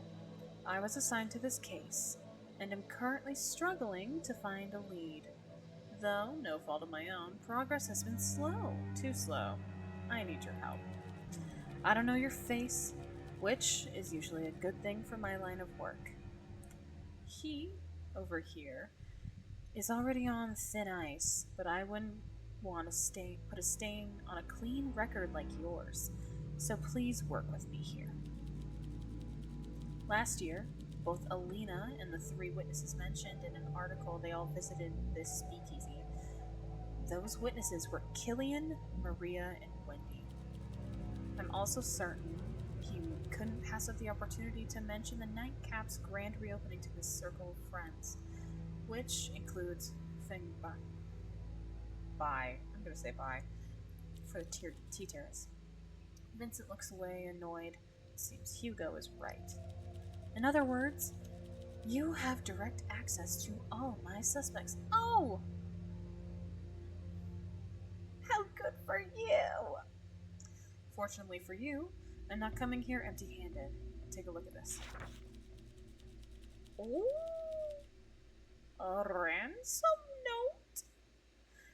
Hugo pulls out a photograph of a letter. Instead of being written by hand or typewriter, the words are constructed from characters cut out of different newspapers and glued together. Alina, you have missed your payment for the 2nd week in a row. Do I need to remind you what's at stake here? If I find an envelope containing the agreed upon amount, if I don't find an envelope containing the agreed upon amount at the usual place, your secret won't be a secret much longer. Blackmail. Lesbian blackmail. It has to be. Exactly. When I found it while searching Alina's home, looking for clues, it may just be coincidence, but money is a powerful motivator. If Alina stopped paying, whoever was blackmailing her may have had a motive to kill her. Considering Feng Bai poured the tea, she is naturally her prime suspect. Alina was likely poisoned after all, but this letter complicates things. Perhaps someone in her circle of friends was desperate for money. Maria, please don't be the killer. Have it be one of the fake rich people. But please don't let it be you. Here's the deal. I've thoroughly interviewed every suspect, and none of them have opened up to me.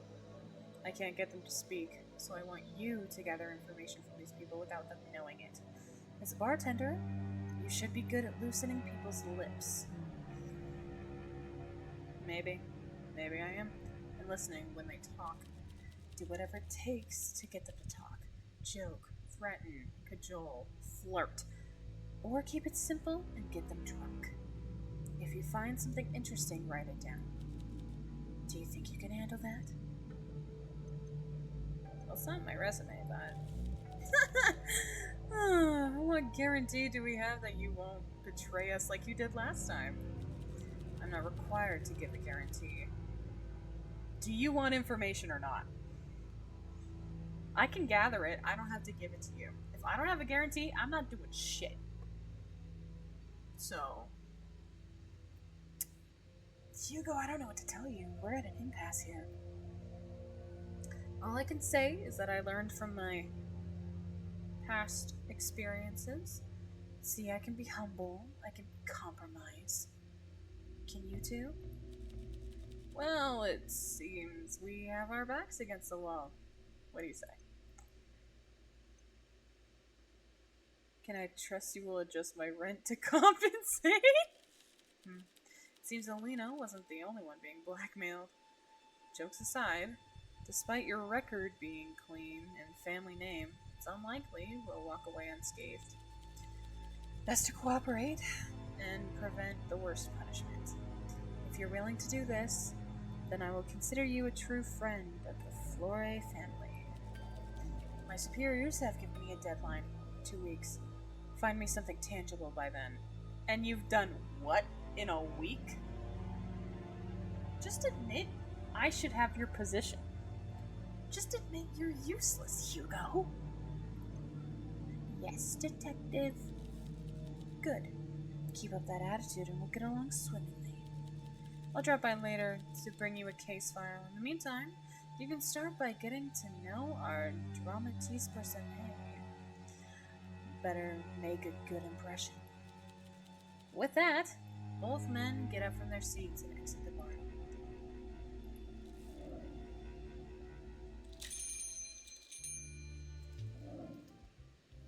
Killian! I've never been so glad to see Killian in my life. You recognize him instantly as he walks over. Glad to see this place is open again. There's so many ways to look at the world, and sober is the worst one. Hello again, Killian. Again, I don't recognize you at all. Where did we meet? Worked at the Spire Lounge, remember? Killian eyes you up and down, and for a moment, there's a glimmer of recognition, but then it's gone. Don't dilly-dally, mix me something up. What's your tastes? Too many questions. My head needs lightening with booze. Never mind, I forgot how much I hate him. I shouldn't. I really shouldn't, but I want it. Go ahead, make it good. I don't like him. God, what did he like? He liked mint. Do we have any with mint?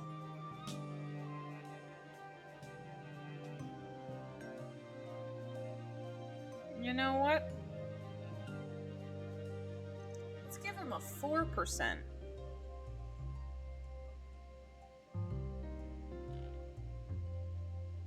So we'll give him a pirate's joy. We'll make him a little fruity. unusual to mix this particular drink, but I don't mind it. Yes, well, you didn't make an impression, for better or worse. So our relationship can go either way from here. Let's see if fine conversation can raise you up in my estimation. Shit. How do you like, Killian? Booze that doesn't make me feel like I'm drinking booze, I guess. Can you elaborate? Oh, I don't know. I like rum. Let's go with that. Stop dilly-dallying and get to mixing. Okay, so you like rum. Good to know. Okay, so we have 4, so we can get all of them. Okay. Family. 2 nearby. Tell me, when do you think parents' responsibilities for their sons and daughters ends? They're always your parents. Really? Well, I agree, somewhat. They certainly don't stop being responsible for your financial well-being just because you moved out of the family. So you're short of money. That gives us a lead. It wasn't hard for you to read between the lines there, was it? Yes, indeed. I am granted an allowance which would stifle a child's ambition. Please, Mummy, can I have a penny for sweets? Such benevolence from mother and father. If I were less patient and canny, I might strike out on my own and leave them to rot in the family manor. Well, what else should we discuss? Ray of sunshine. Never gets old. He would. He so would. Are you kidding? Are you offering me a job? No, wait. Even if you are, I'm not interested. Why not? Imagine me working in a speakeasy. I would not be happy. The customers would not be happy. Damn it. I'm sure the bottle of vermouth would be frowning at me. There's other things you could do. I'm aware there are a few things. Look, it's not like I'm useless. I could work, but there's no support to do it, and no obvious path for me to follow. No, the only job I'll be engaging in is the waiting job. Mother can't hold on to that trust fund forever. Good luck with that. Yes, well, at one point, Lena was going to pay for me to return to college. She was? And obviously that's out the window now too. So I'm going back to my original plan and I wait for the wealth I'm owed to come to me.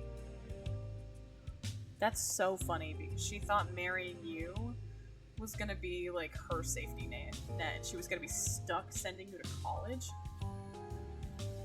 Damn. Crazy. Tell me about your family. I resent them, and I'm certain they resent me. I can guarantee you they do. I have never been given a single ounce of trust or respect in my life. You've shown that you don't deserve it. Every aspect of my existence is subject to their whims, and while under their roof, I have no comeback. My family has produced esteemed professors, lawyers, teachers, doctors, the works. I come from a family who expects some degree of academic success. How could such smart people not see that I was unable to follow that path?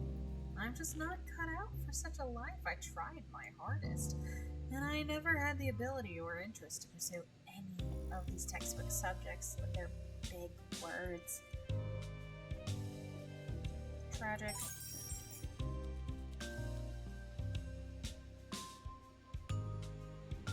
I managed to escape that life for a while, but freedom was short-lived. A few weeks ago, I was thrown back into the gilded cage. And I can see the wealth, but I cannot touch it. I am like a child who has never tasted sugar, led into a candy store, and told to suck on lemons. Ugh. Don't mind me, I'm just in a foul mood. It actually says you're in a good mood. I've talked more than enough about my parents. Maybe the alcohol is loosening my tongue a bit too much. Maybe it is. Who knows? Your attitude. You seem agitated. What's the matter? Don't be coy. Everyone has the ability to read a newspaper, can make a solid guess to why I'm not in the mood for conversation. I can't look at my friends the same way ever again. My parents have never listened to a word I say. I'm all alone, and nobody left to trust. Oh, poor baby. I'm sorry to hear that. You get the feeling that Killian is holding something back. If you connect with him, he might reveal more. I don't want to connect with him. My mother's expecting me back. I should get a hustle. You should. Like, that's kind of the whole point of you having no money. You should have a hustle. Can I get him to go away? I don't want him here. Hello, Wendy. A well-dressed woman takes a seat at the bar. She's glamorous from head to toe. Good evening, what would you like? Ah, this little place is so quaint. Lovely what you did with the lighting. Thanks. When Killian told me it was open again, I thought he was playing one of his childish pranks. What kind of a prank is that? Hey, did you know the speakeasy's open? Psych. That's such a lame thing. I visited often before the whole kerfuffle last year. I heard about that recently. Oh, you poor thing. I'm Wendy Brooker, of the distinguished Brooker family. Enchanté. Pleasure is all mine. Would you like a drink? Certainly. It's the last place on the boulevard where I can experience this kind of pleasure, after all. Let's see what you can do, bartender. Seems my old favorite is no longer available. Such a pity. Got anything exotic? Crap, what did you like? Exotic? Classy but not too subtle. Extravagance is what I yearn for tonight. Exotic and classy?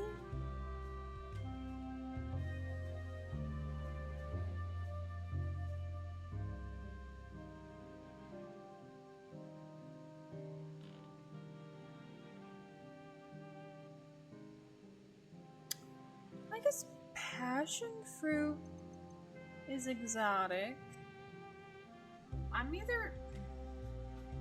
I kinda either want to go One Night Stand or Orange Daisy. Because I don't know if Pirate's Joy is considered classy. Yeah. I'll do One Night Stand. We haven't made that one yet. Oh, I thought that was... It could be. You know, in my mind, it's two women. Look at that. It's two women because now that is pertinent to the story. What does this one look like? It's so pretty.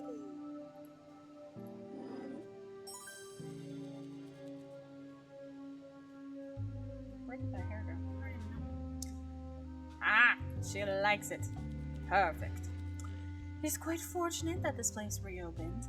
After all the recent events, I needed a place where I can distract myself. This is lovely. Looking forward to speaking with you again. Take care. Bye-bye. Do you have nothing to talk about, actually? Oh, you do. What do you like? Exotic? So that's all you're gonna say? Okay. We'll do friendship. Everyone's my friend when they are looking for a beautiful woman on their arm or need to share gossip about a rival or enemy. But are you close with anyone here? No, dear, I wouldn't say so. I don't let people get close to me unless I know their true nature. It takes me a while to warm up to people. Close friends are rare and special thing. We treat romance like it's the highest form of love, but romance comes with complications.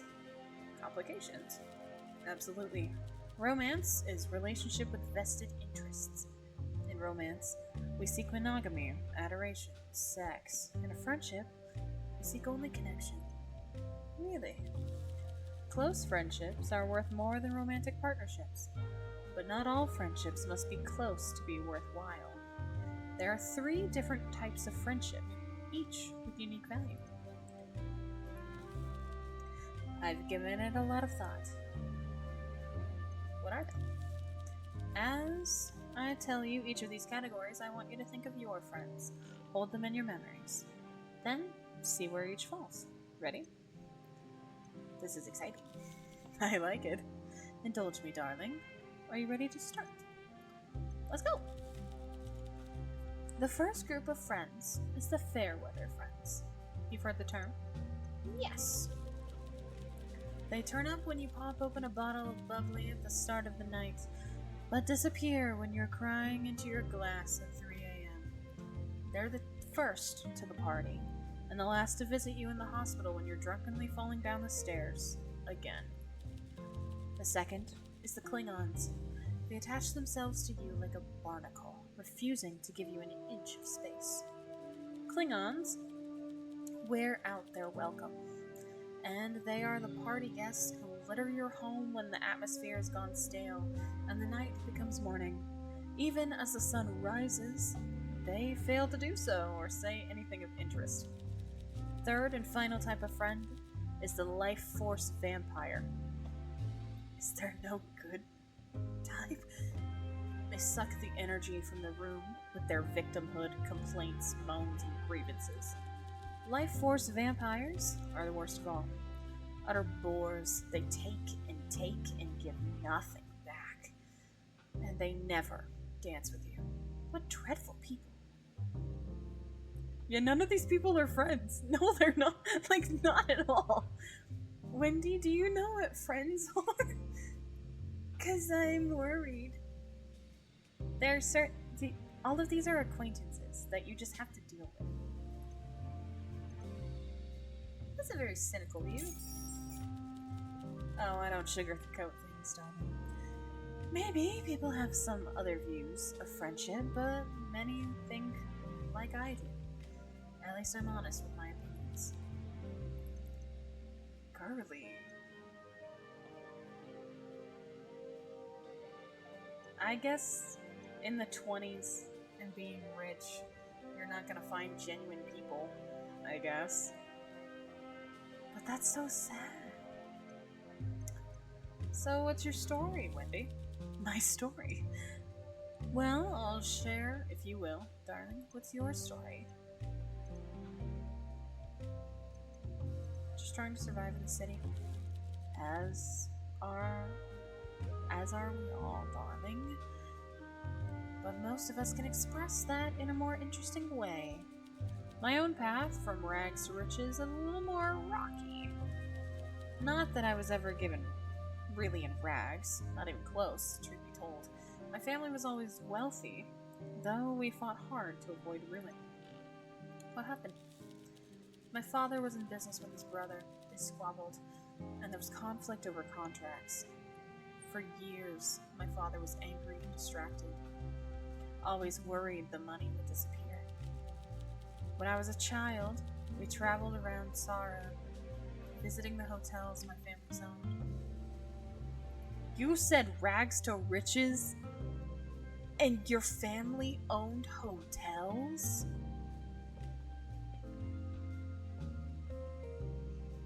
I don't think you've touched a rag in your entire life. Rags? The audacity.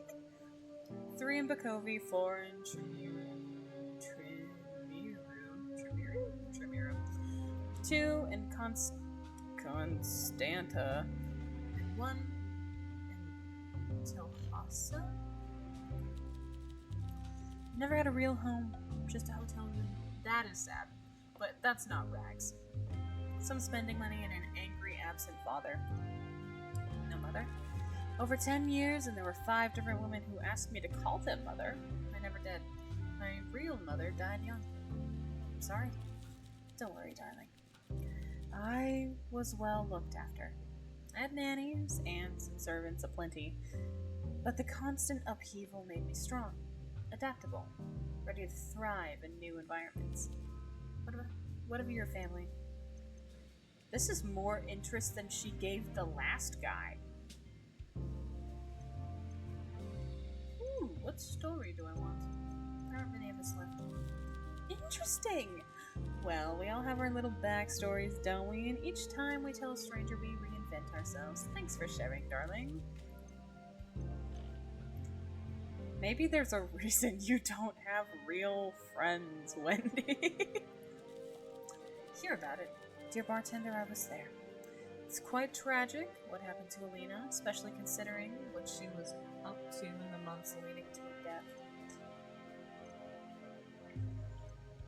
Just saying. I'm not sure if I should say I was her confidant and her closest friend after all. No, you weren't. Unless something happened in the year, Maria is. I'm sure she would forgive me for telling you this, especially if it could be a vital clue in learning what caused her sudden, unfortunate death. Wendy, if you killed her.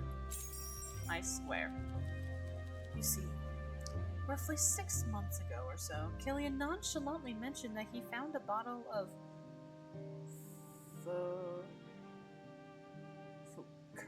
Focerta? Never heard of that. In one of Alina's drawers. Maria was there when he told me. What is it? It's a type of medicine for treating psychosis. And it can also produce periods of intense focus and concentration with the right dosage. During the war, officers received injections to help them in the field. Wait, is this like... Are those the same drugs that the one girl... Like in the Queen's Gambit. I've only seen like a couple episodes. But that's about like an orphan that took a bunch of drugs and she was like really smart and loved chess and everything. Are those the same type of drugs? I don't know. It's also fascinating that like chess was such a big thing in the 20s.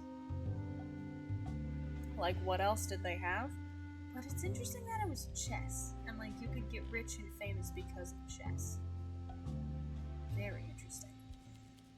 Such drugs are sometimes used by diplomats or those working in espionage, or even in high-pressure business environments. But Alina belonged to none of those groups. She is, however, a very competitive chess player. Medication taken without prescription is a dangerous choice. Given she was playing against Maria that day, well, sadly, it all adds up. Adds up to what? Alina never learned how to lose. If she took a higher dose than usual to ensure she'd win the game that day, it might explain why she started convulsing. An overdose? It's my only theory, of course. Like I said, both Killian and Maria knew her too well. Perhaps you should ask them. Perhaps I will. Thank you, Wendy. Well, I have nothing else to ask you.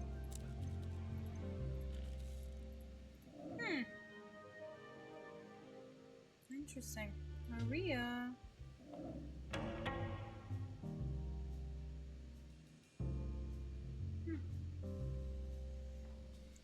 In a bad mood, I wonder why. A young, tired-looking woman sits down at the bar and looks at the menu behind you with glassy eyes.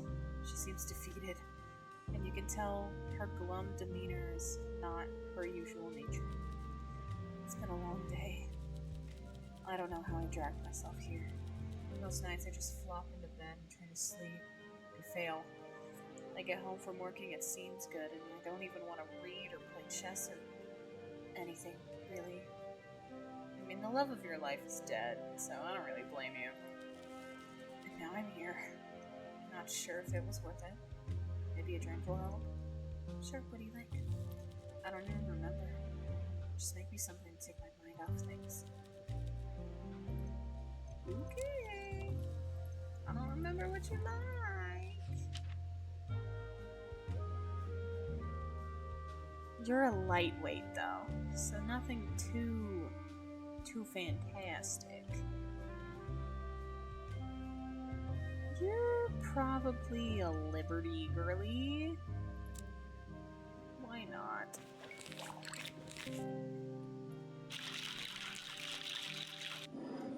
That's really pretty. I'm all for improvisation. This is unusual, but it works. You know what? You gave me bare bones. How was I supposed to know? I needed that drink more than I would like to admit. I'm Maria, by the way. I'm glad this place is open again. I hope it goes better this time. I'm gonna sit down again. I think Wendy was talking to me about something. Actually, I'm just gonna call you back up, because I'm gonna talk to you. have 5. Cool. Doesn't matter, just make me something. We'll do it when you're in a better mood. Let's do... Can you tell me that I'm not in the mood to talk? Understand. Mention... Nah, you're not in the mood to talk, so I won't waste it. We'll just talk to you when you... Maybe I should have gotten her drunker. Whoops. Hi, Olivia. You're very pretty today. This bar's open once again. Glad to see Vincent found another gorgeous face. So you thought we were pretty last time? So we were pretty last time too? You know, YN keeps being hot, and that is how it will always be. Thanks. Do we know each other?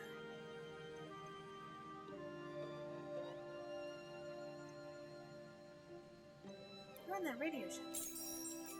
Yes, I'm sure we know one another a little, and obviously everyone feels like they know me from the radio show. Familiarity breeds comfort, and this is one little cozy little speakeasy you have here. Look at you, moving up in the world, or sideways, at least. Let your lips spill secrets they shouldn't. Gossip, darling. Pirate's joy is yours. Hell yeah. Let's get you a pirate's joy. I'm glad we have yours.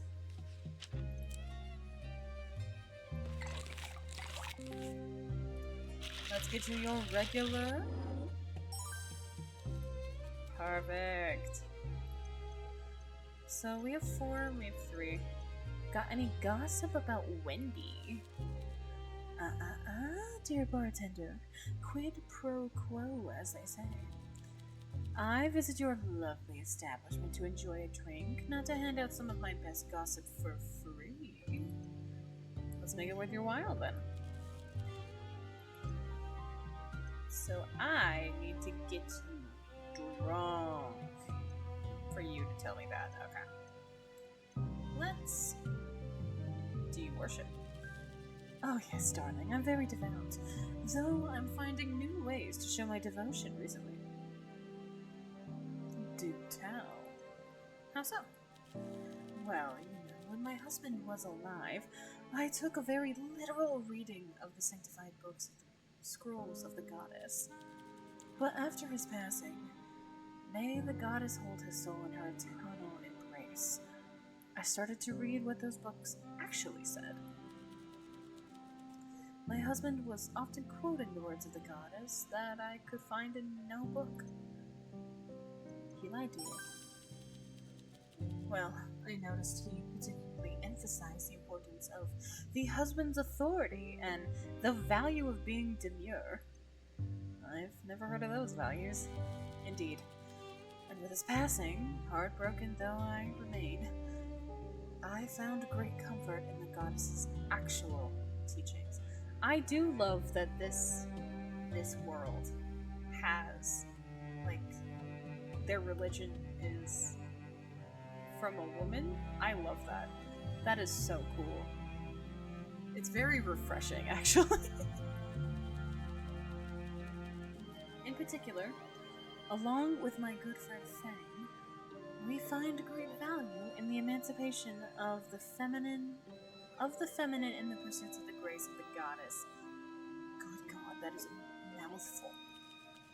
Though the church still represents the goddess to me, sometimes I look at and say, Father John Lacey, and wonder if he truly helps me touch the divine feminine that is the goddess. Or perhaps, and please don't think of me as conceited when I say this, the divine feminine lives not in John Lacey or the church itself or even the congregation, but in me. I like that idea. Well, it's just a thought. A half-thought, even. But I wonder, if I step away from the church, would the goddess turn her back on me? I think I found faith in her and in her capacity to love me no matter where I go or what I do. Oh. Girl, Divine Feminine is in you. You got it. She will follow you. You got it. How is your call-in show going?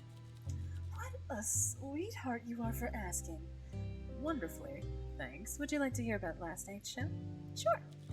Well, I won't spoil the whole thing. There are reruns on Friday nights. But what confession would you like to hear the most? I'll share one, but only one. Do you want to know about the dancer who was putting pins in her rival's shoes, the husband sleeping with his wife's twin, or the woman who ate her grandmother's birthday cake and blamed a badger? Those are my choices?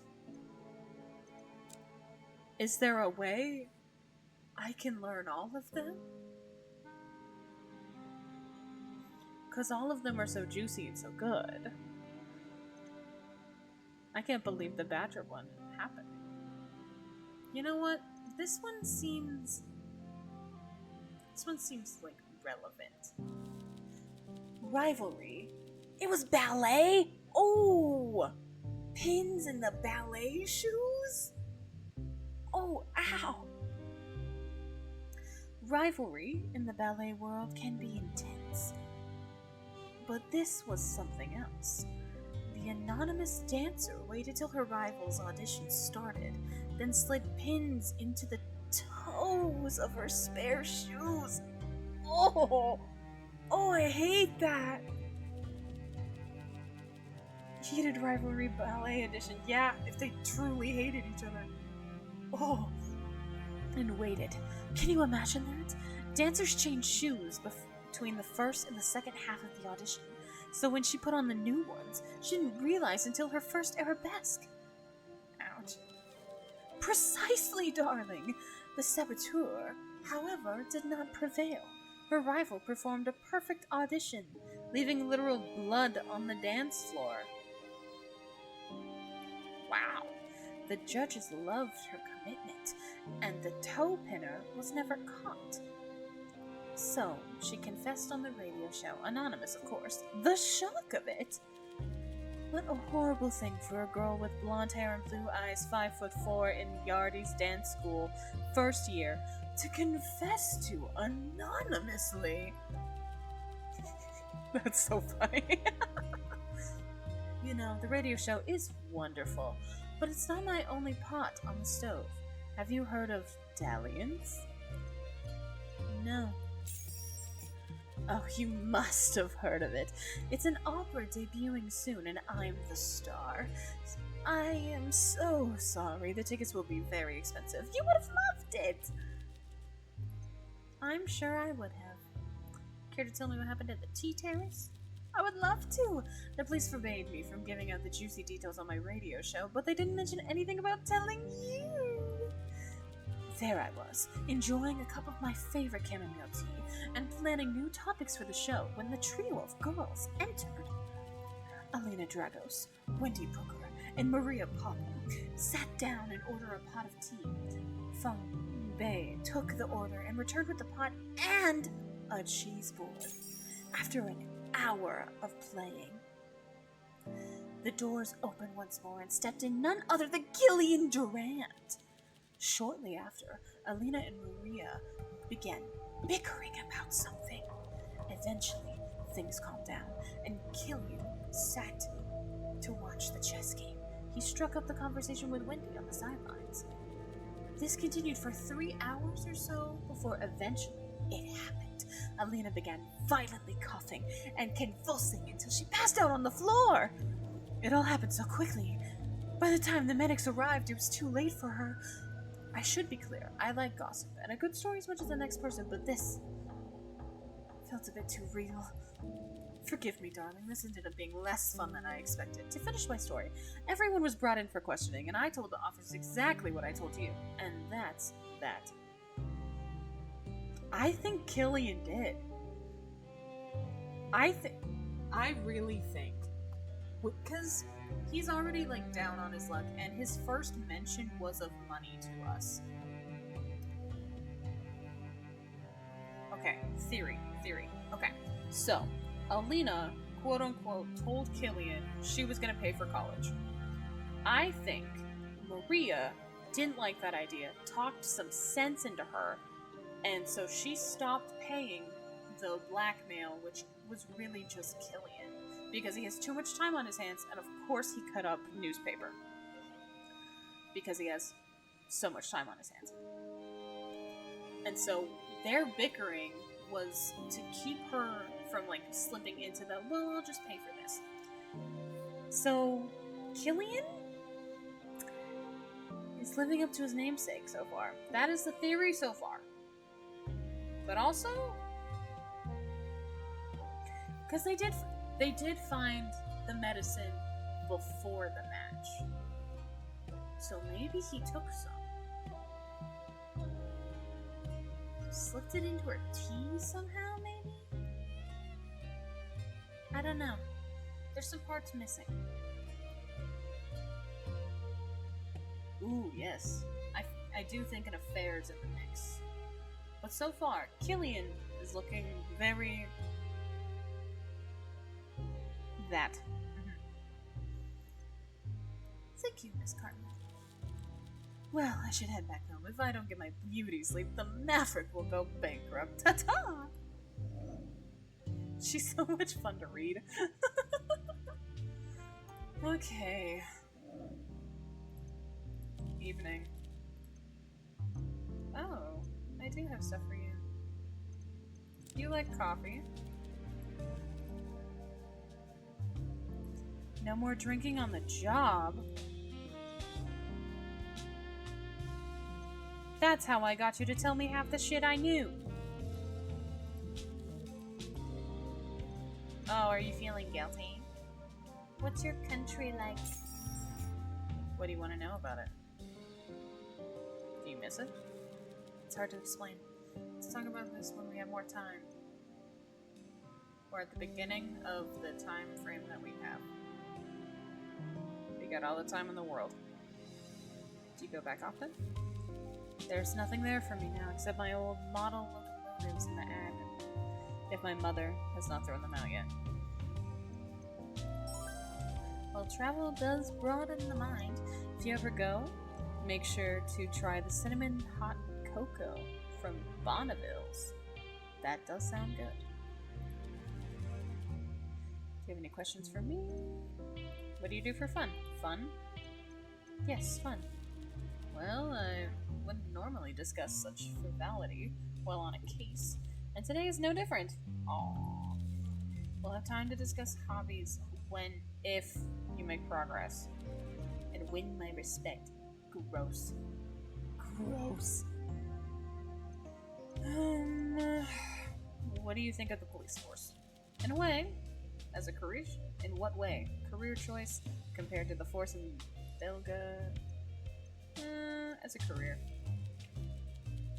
It's complex. I still haven't decided what to think of it, nor am I in the best place for me to work. Do you have any questions? You are giving little to nothing. You got a big promotion.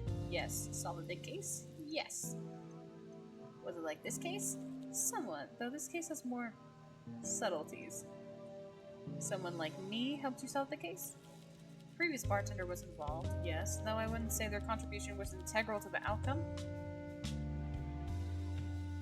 Oh, really? So you had all the information that I got? Uh-huh. Sure. Without us, you let Elliot get away anyway. I don't want to hear it. But no need to worry about that. Your role is very different. Oh, I'm sure. For one thing, they had a criminal record, while you still have a chance to do something better with your life. Every time he moves his mouth, I hate him more. What happened to them? Doesn't matter. Like I said, things are different this time. No one helped me get my promotion. Uh-huh. A good policeman follows the rulebook, and you drank on the job every fucking time you were here. A good detective knows to think outside the box. The speakeasy was just one of many leads I pursued. Uh-huh, sure. Happy to be your partner. I applaud your enthusiasm, but partner is a bit presumptuous. I'm literally helping you solve the case. In fact, I'm solving the case. They didn't want to talk to your ass, so they're talking to me. You just happen to be the very bad cop. How did you find out this place reopened? I pass by this place every day on my way home from work. Saw two gentlemen stumble out of the basement after dark and put two and two together. You live down the boulevard? Not at all. What gave you that idea? The police station is on the other side of the city. I enjoy an evening stroll through the streets after work to clear my mind. You stroll all the way to the other side of town?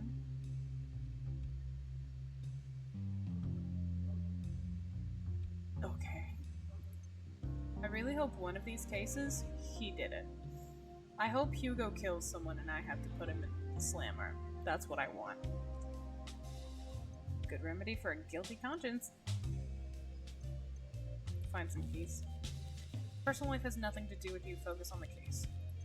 Can you tell me more about the witnesses? Certainly. As you may have guessed, most of the witnesses are our suspects. With the exclusion of Olivia, the prestigious opera singer and radio host. She was sitting quite far away from Elena's table at the time, but she still observed events from a distance. Make sure to interrogate her thoroughly. Most of the suspects belong to Elena's direct group of friends. The only exception here is the owner. Charcoal tablets. Not only did she serve tea when Olivia was convulsing and choking, she rushed to give everyone a tablet of activated charcoal. Perhaps you're familiar with the substance. It's a common antidote, right? Precisely. It implies that she immediately suspected poison. There's not a... In the 20s, there's probably not a lot that'll make you convulse. Right. Like you figuring out this speakeasy was open, walking on the wrong side of town. She put two and two together. And figured, hey, she's dying, let me help. It's important you fact-check everyone's version of the events. Make sure to verify every claim. Oh, so who can I verify you with? Or do I just have to trust you? This is all I can really say. Do you have any questions for me? Nope. If you're not gonna drink, get out.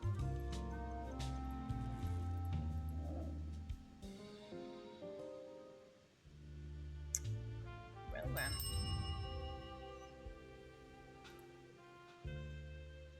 It's a kid. We get a real thing this time? We have a cat? Welcome home, bartender. You will now return to your apartment at the end of each work day.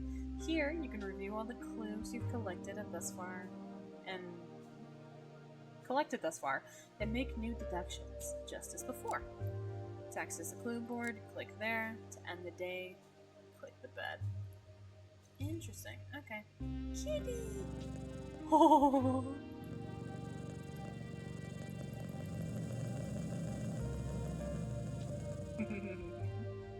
This is a cute little apartment. Alright, what clues do we have?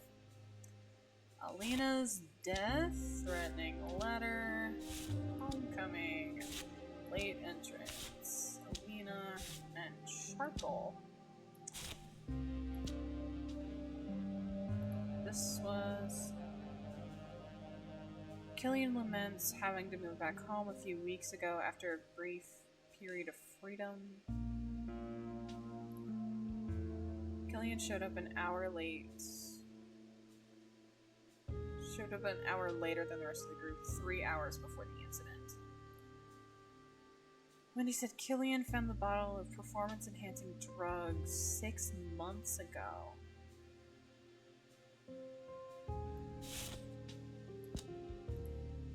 Witnesses say Alina began convulsing and died of asphyxiation. A letter found by the police when searching.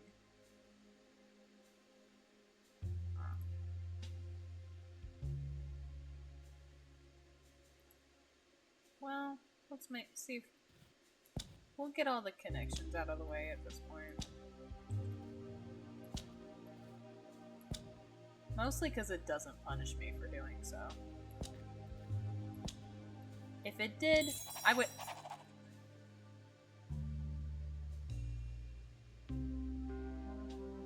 Hey, we got one. Someone knew that Alina's drug use... Oh, so it's not being blackmailed about her secret girlfriend. Sad day. Killian was totally blackmailing her. Considering she stopped paying shortly before her death. We were too woke. We were too woke.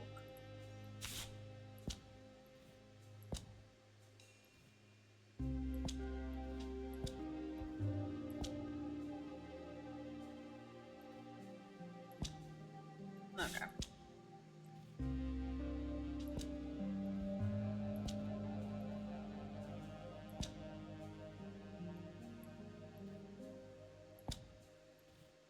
Okay. Everything is tried. That's all I care about.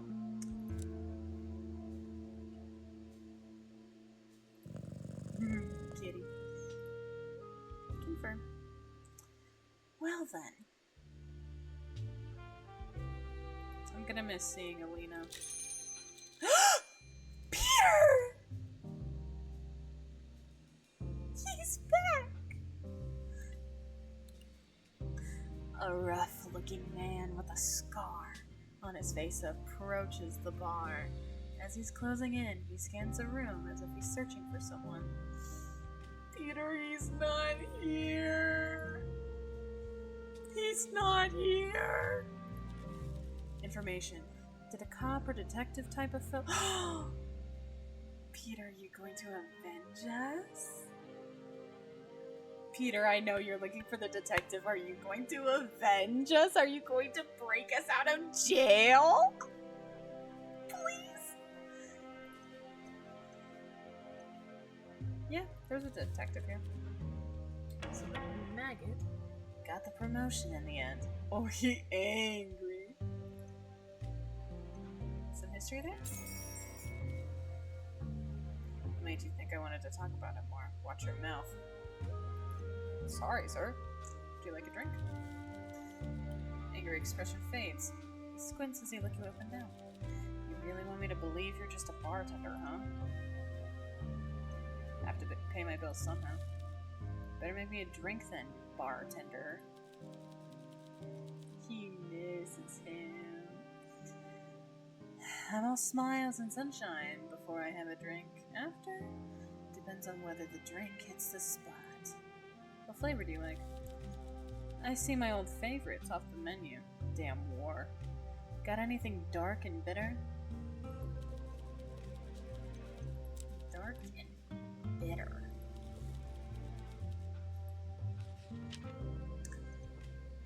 So dark rum. I don't know if that's bitter though.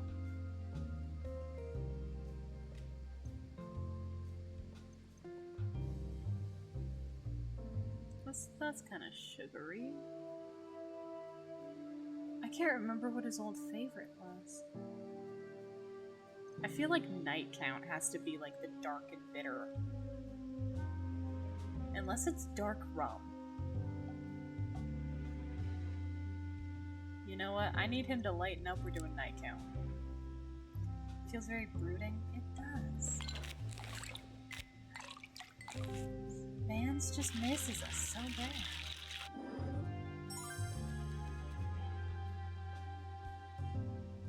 Oh, I was so close. Let's get the official stuff out of the way. Name's Peter. I'm here on behalf of your business partner. What? Oh no, Peter's after us. We took out a loan. Oh no. Oh no. Oh, I'm scared. I miss it when Peter just wanted us. But now he wants us.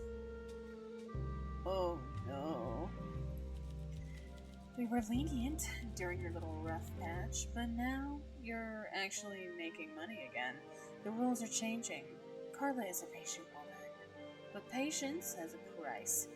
She's had her feelings hurt before, you know. I'm working on it. So you're running a bar. You do what you gotta do to make your scratch. And if you need to change a hustle, so be it. As long as it brings in the lay at the end of the day, Carla will be happy. I'm just the predictable effect of the specific cause. The cause is failing to pay Carla, and the effect I had on the last fella that didn't pony up was extremely unpleasant.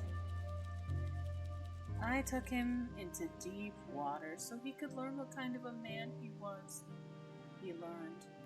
Turns out he was the kind of man who pays up. That was the end of our business. I get it. Let's move on then. Listen, bud. I always try to give folks a decent warning if I think they'll listen.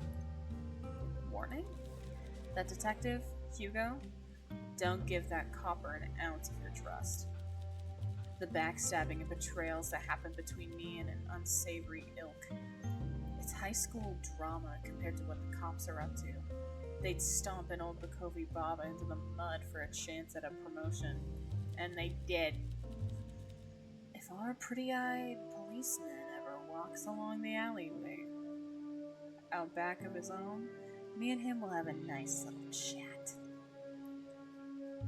He needs put in his place. Just a chat? Nothing wrong with that. Anyway, I'll be back in to check in every now and then. Goodbye, Peter. Hey, we at least get to see Peter, even if he's just there to intimidate us.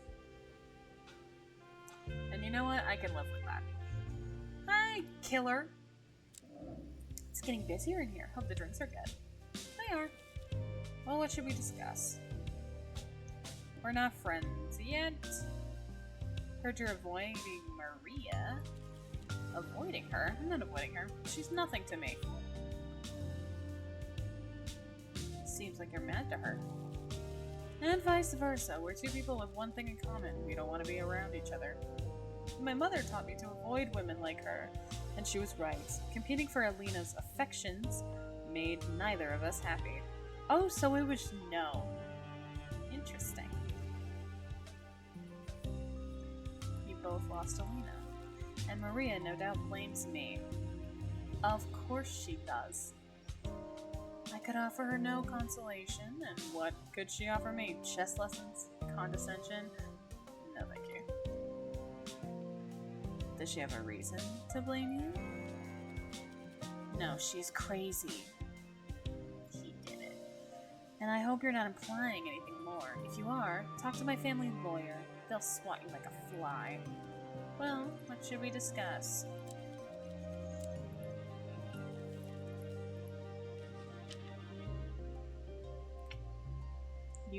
So he liked that. It wasn't quite what he wanted. He is a lightweight, though. Maybe Orange Daisy? Yeah, that might be what he liked. Oh, that's pretty! That's really pretty.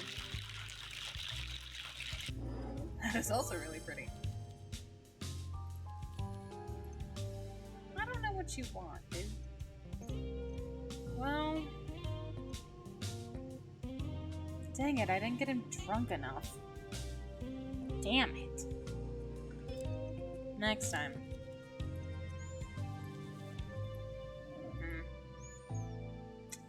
Well, ooh, we have a new player. An old woman huffs as she clambers to the stool awkwardly. She hums to herself gently as she adjusts her clothes and gets comfy. Good evening. Good evening. What brings you here? Curiosity. And I could use a drink. You mentioned this place, the Nightcap, the bar below my bookshop. Yeah, he's converted the space. Vincent is a jolly fellow when he's in a good mood, which is most of the time. Now, about that drink. What can I get you? Can you make me something fruity? Something with citrus? Vincent is a jolly fellow. One cocktail coming? You like citrus? I will get you an orange daisy. For I just learned how to make that one. Perfection! You mix drinks like I brew tea, with patience and care, and with your heart. In Huxia, that's how I'm gonna say it, my family has a long history, across 5 generations of brewing and serving fine teas. Mixing and serving drinks of another type is an art and craft. I should introduce myself properly. I'm Feng Bai, but you can call me Mrs. Bai. How was your day? Clouds followed me, bartender, even when the sun shone. My shop is closed, and I don't know when I can open it again. At church today, I feel the pitying gaze fall on me like heavy raindrops. What will she do now? Sorry to hear that. I don't want their pity. I just want to serve them tea and share in their conversation. I do not care for being the subject of gossip. I'm sure you've heard it by now. The girl who died in my establishment. I heard. Very sad thing. Anyway, thank you for the drink, bartender. I'll go mingle. Dang, I can't even serve her another drink to make her happier. Oh, Maria. Another day, I'm so glad work is over. Good evening. I need to get you drunk.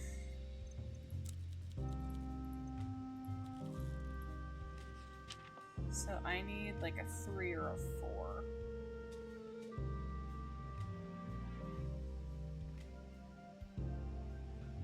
We'll do a Pirate's Joy for her. She might like it.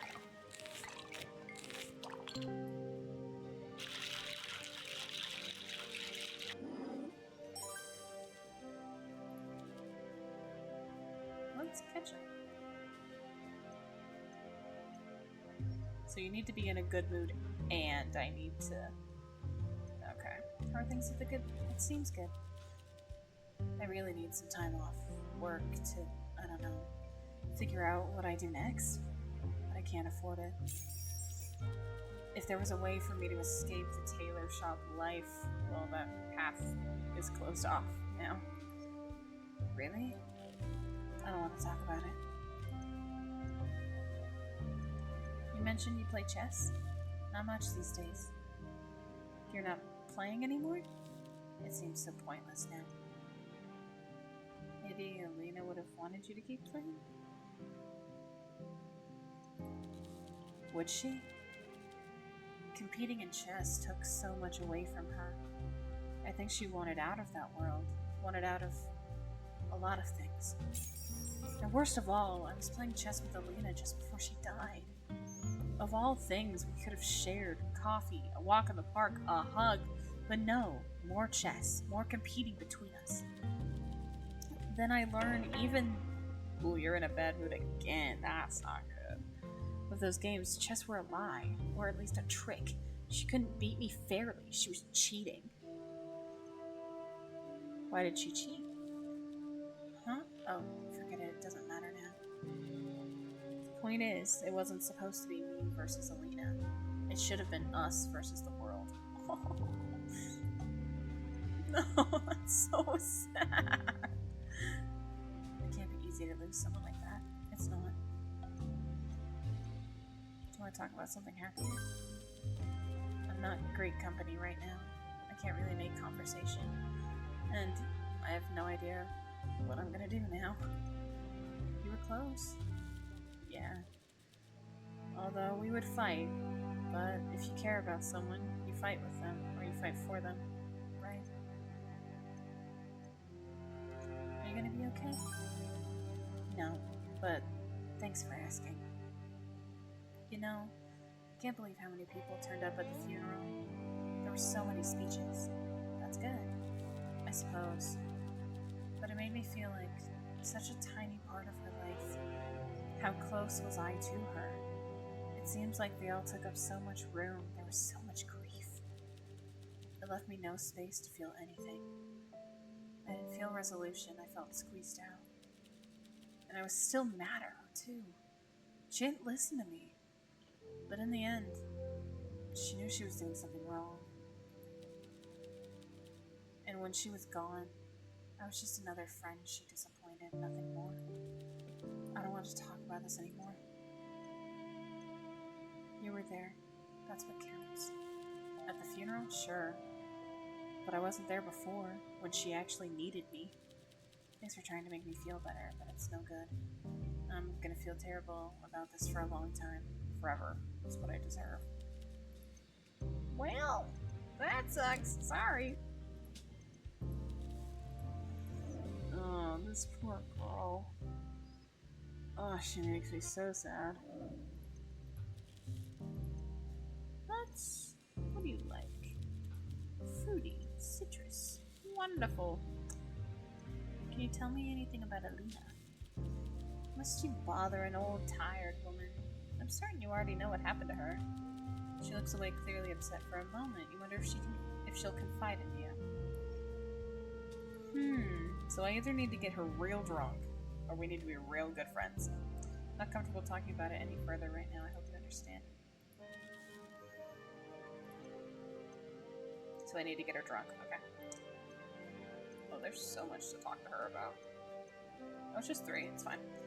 Do you come here for the drinks or the people? The people, if I'm honest. I miss the buzz of the tea terrace when it closes at 5.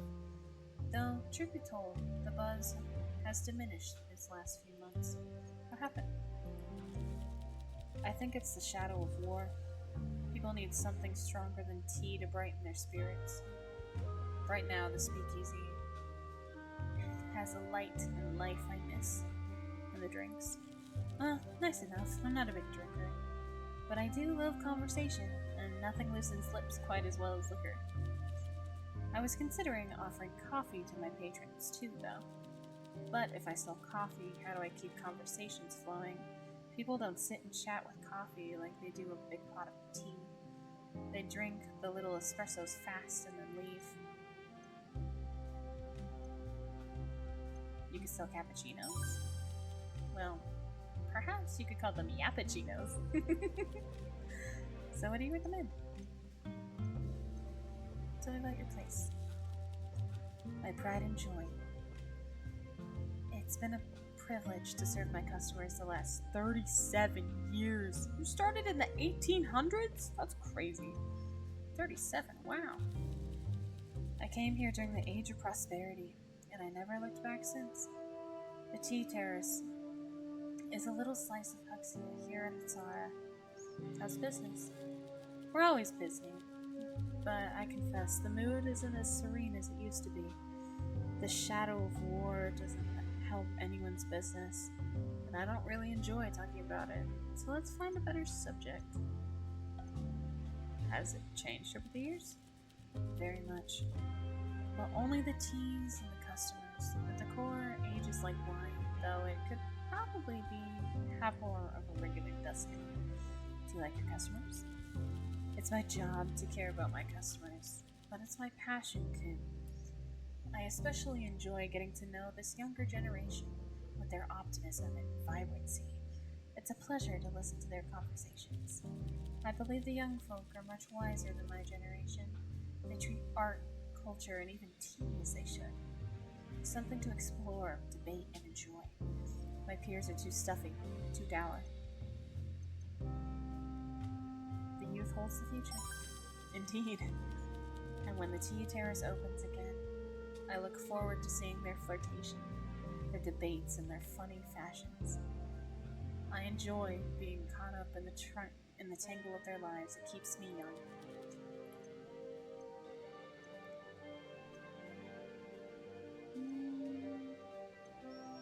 I started reading earlier this evening. Ah, my little book of wisdom. I wasn't reading it, I was writing it. You're writing a book? It's more like a journal.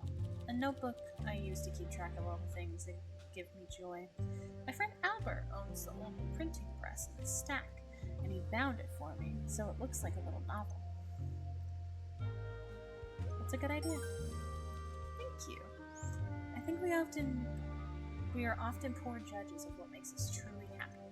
How so?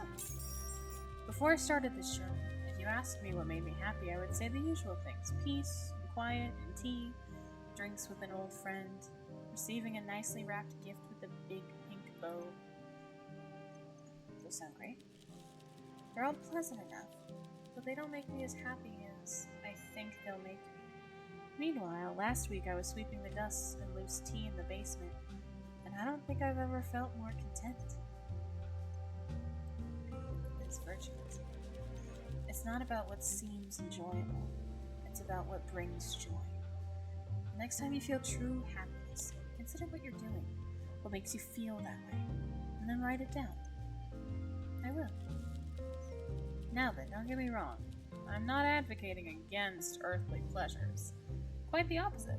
Delicate tea, a cozy blanket in the winter, the touch of a handsome man or woman. These are all fine things that we should allow ourselves to enjoy.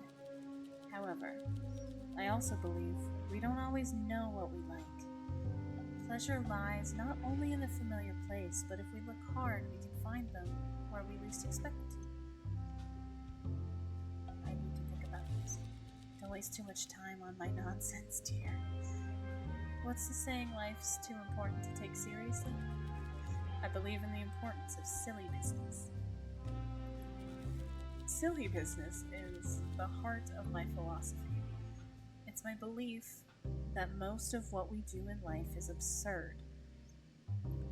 Deeply silly. The business of life is absurd. Hence, silly business. Yes, that's it. I have more to say, but perhaps another day. I've nattered far too long already. Interesting. Very, very interesting. Yeah, I have clues for you, I guess. Blackmail. The blackmailer could have simply leaked Alina's secret, but opted for murder instead. They knew Alina was clever enough to figure out their identity. Perhaps they feared the tables would turn on them. Find out if any people knew her secret. Were desperate for money. That must be the answer. Yeah, it's killing.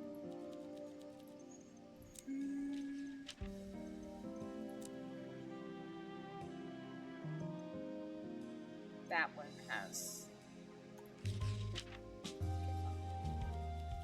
I don't know about you, but I wonder how he afforded such freedom in the first place. And perhaps more importantly, what brought it to an end. Do you have any questions?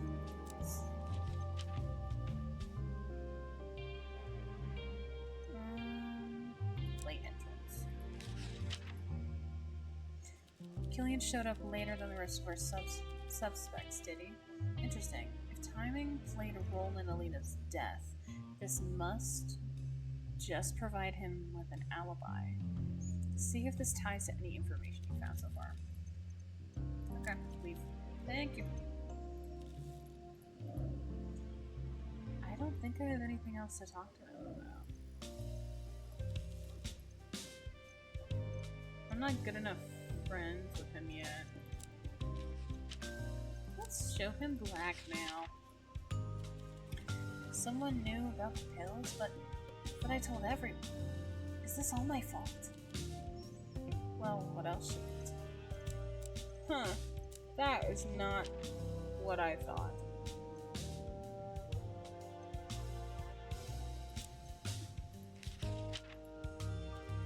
You're telling me someone was leeching away with her wealth this entire time? That's appalling. Who would do such a thing? think I know exactly who would do such a thing. Do you know about the charcoal?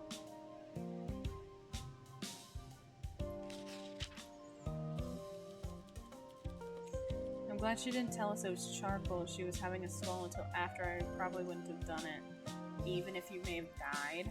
It's disgusting, bartender. Charcoal is what you draw in art class, not medicine. My mother's expecting me back soon. Cool, get out. You're not in a good mood, but I might as well see if I can get you to look. What do you think of blackmail? You see Maria's jaw clench. For an instant, she simply glowers at you in silence, weighing her words carefully. I'm gonna be charitable and assume you had good intentions bringing this up, but I'm telling you now, stay out of Alina's private affairs. You have no right to rifle through her closet looking for skeletons. You hear me? Have some respect. Ooh, so we're not gonna get anything from you. Okay. Interesting. Very, very interesting. I don't think we got any new clues, actually. No, we didn't.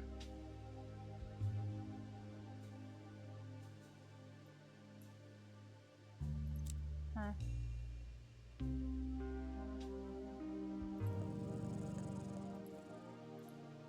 Very, very interesting.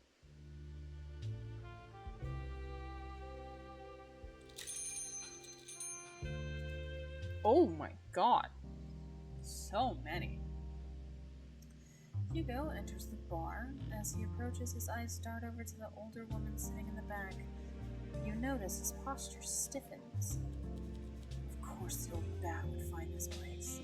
Oh, so your enemy is now my best friend. Not the nicest thing to say about my customers. Apologies. Hugo is a hater and I hate him. With every fiber of my being. It's just the lady in question has been quite the thorn in our side over at the station. Why do you say that? Her name is Elena Ernest. I can't deny she was once a formidable talent and an effective detective. Effective detective? Yes. Eventually, she grew tired of police work and turned in her badge to become a private investigator. It's a lucrative path to follow. She abandoned duty to pursue fortune. Rather than use her skills to hunt down criminals, she takes a small fortune investigating high-profile art thieves and espionage. Seems like a waste of talent. Our problem is the press and the public know her name. When the constabulary is seen to be dragging its feet with an investigation, pressure mounts on us to give her a call, and invariably, she eventually waltzes in. If she wants to masquerade as a two-bit gumshoe, I don't give a damn. But I can't abide this ambiguity. Either she's a detective or a PI. They're two different worlds, and she has one foot in each. And I wish to the goddess she would just choose. You asked a bartender for help. The ice underneath you is getting thinner with every smart comment you make. Maybe I should just tell her how corrupt and evil you are. Maybe, yeah. If I can set aside my emotions for a moment, there's no denying she's a talented, experienced investigator. Use her knowledge to your advantage.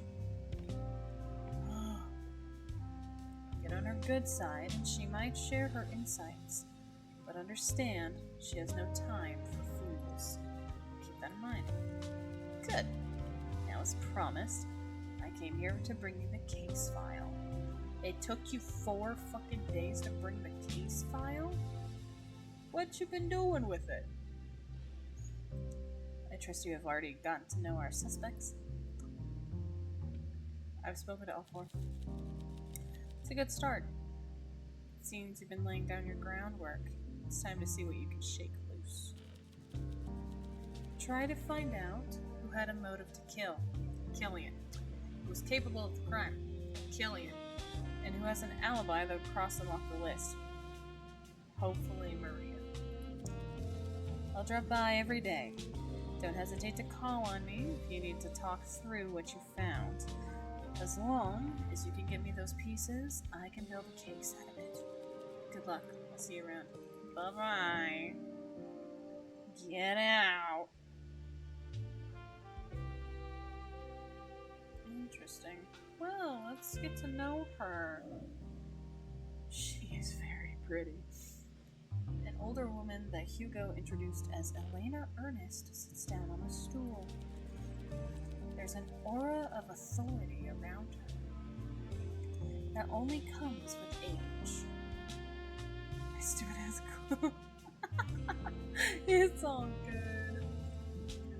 Her expression is pleasant and polite, but you know it can become stern in a flash. Fascinating how Detective Mertens walks in and out of here unbothered by the fact that it's the same business he once shut down. I would introduce myself, but I suspect that, given the look on his face, when he saw me, he already told you who I am. Still, I enjoy these kind of pleasantries, even if they're redundant. I'm Elena Ernest, former detective with the Bokovi Police Department and current private investigator. Almost retired, but not quite. It's a pleasure to meet you. Since I'm no longer on the Constabulary's payroll, there's no need for me to feel guilty about enjoying a drink at an illegal bar. Can you make something for me, dear? What flavor do you enjoy? Simple, fruity flavors. Coming up. Simple, fruity flavors. That gives Orange Daisy. If not, I don't know what they mean by simple. An auspicious start. This is blended perfectly. After Vincent told me about Hugo's antics, I decided it would be a good idea to visit this place. I hear you've been roped in to help. That is correct. The murder of Alina Dragos. 7 days and no progress. That's the first correct deduction Hugo has made, realizing he was out of his depth, floundering like a drowning man looking at a receding shoreline. A year ago, after that high-profile case, he was flying high, but he's in a decline now, and he knows it.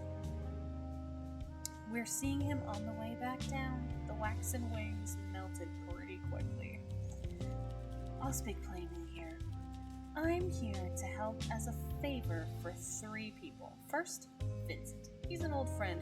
His reputation depends on whether or not you can help Hugo. Second, Feng Bei, the owner of the Tea Terrace. She's innocent in all of this, and it would help me sleep at night knowing she's no longer on the police suspect list. And the final person? Me. This case is special. I need to be involved. I like her. Hugo warned me about this. I could certainly use the help. Why is it special to you? We can discuss that further if you earn my trust. I was investigating the Bokovi before Hugo was born. When you need wisdom and experience, speak with me. The price for my insight is the information you provide. For you, the deal will be a good one. Whether you make use of my services or not is up to you, of course. Now, thanks for the drink, darling. I'll be heading out. Goodbye, Elena. Oh, and she's gone. I wish he would do that. Well, Killian.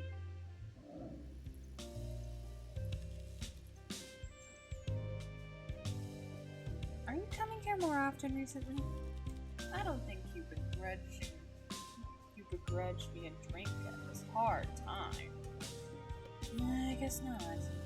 Alina's death is an imminent war. My financial destitution. My friends constantly letting me down. These are the darkest of days. Oh, you poor baby. Drink as much as you need to feel better. Indeed, I plan to. Well, what should we discuss? I don't know. gonna get you drunk, so you tell me about your family. So I need to get you to a 4. Which means you liked that. You didn't like it that much, though. There is another 4, though. You're gonna hate it. I don't care. You can hate it all you want. It's what I need.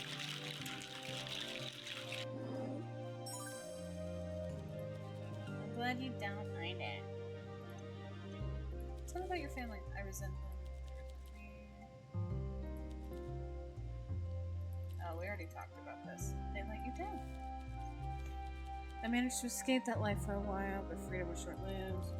Oh, we already did that. Oh, I didn't mean to do that. Whoops.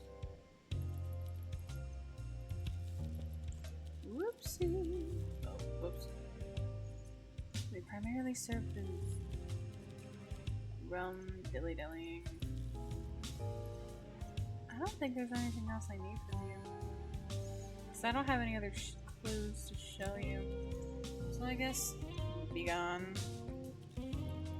Bye, salmon suit.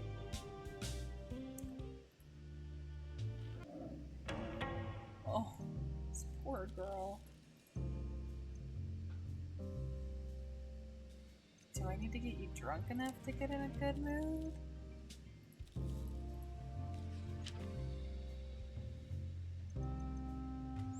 You liked those?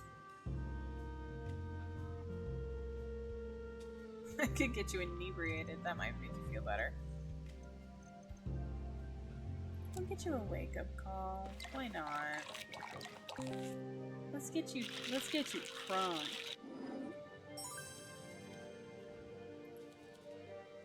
Let's catch up. Okay, you're still in a bad mood, so there's not a lot I can do for you until I get more clues. Wendy.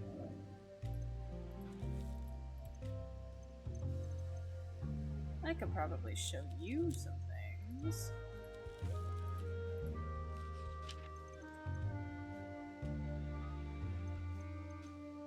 Let's get you as close to inebriated as we can. Oh, we do that anyway with your favorite. Hell yeah.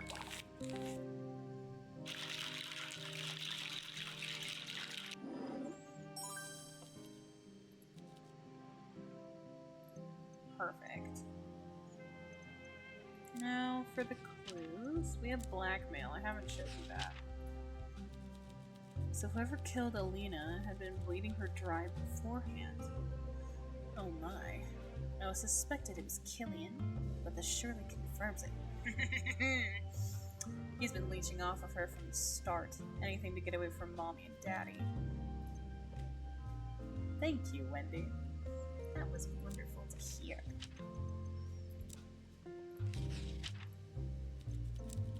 It's rather pathetic, isn't it? The boy never did have any brains to become a doctor or a lawyer, nor the work ethic to succeed in business or politics, leaving little else that Mummy Dearest would approve of. Such is the struggle of the nouveau rich. When your wealth is fleeting and hard-won, you can never rest on your laurels. It's a shame, really. It's not like Killian doesn't have any merits. An eye for beauty, for one thing. What else can I show you? He did come in late. What do you have to say about that? That's right, for a while I thought Killian had just stood us up, after I'd gone through the trouble of inviting him too. Why did you do that? Pity, I suppose. How many other friends do you think the boy has? That, and I wanted someone I could actually talk to while the two girls were focused on their chess game. Interesting.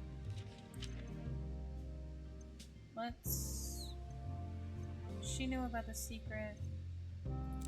What do you think about the charcoal? Oh yes, quite the thrill. Alina lay limp on the tiles while the rest of us were left to worry if we had been poisoned or not. Not sure if we have Miss Bai to thank for being alive, but considering she poured our tea in the first place, I think I'll reserve my gratitude for now. Sure, well, what do you think? You were there for the secret. She told us that.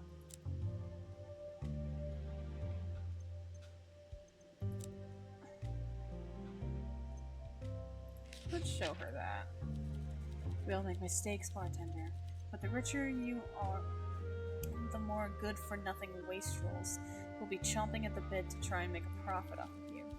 In my family, we know how to quietly deal with these sorts of hiccups, but poor Alina was never blessed with that kind of old money wisdom. If only she had confided in me. It's far too late for a lady like me to be alone. Okay. Bye-bye. Good to see you. I need to get you drunk off your ass. So you have a decent tolerance. Let's get you a one-night stand. Did talk about keeping yourself young.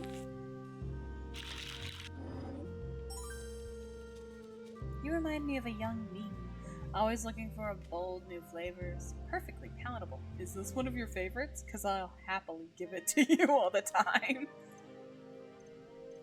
Can you tell me about Alina? Poor Alina. The girl has never had it easy. She sighs with great sadness. It seems that alcohol has made her unable or unwilling to hold back her true emotions. Did you know that Alina lost her mother at a young age? To what exactly? Faith. You want me to say more? Her mother is not dead. She abandoned the family to live in a cult, the Dies Irae. The Deus Irae. Growing up, the girl struggled without a mother, and her gambling father was more of a child than she was. It must have been tough. When she first stumbled into my tea shop with her friend Maria, the two were ecstatic to find a place they could play chess in peace. I grew quite attached to those girls. Just last month, Alina called me Auntie Fang. About 6 months ago, she walked into the tea terrace alone, and then she cried for hours. When she finally calmed down, I asked her what the matter was. Maria and Alina had a fight. She didn't want to say what it was about, but it was important enough to end their friendship.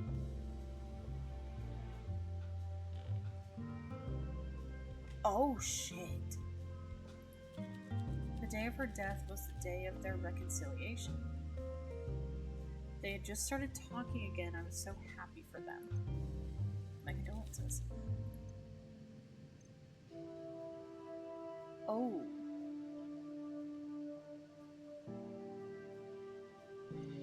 Oh, that makes this harder. I guess Killian is too easy of an answer.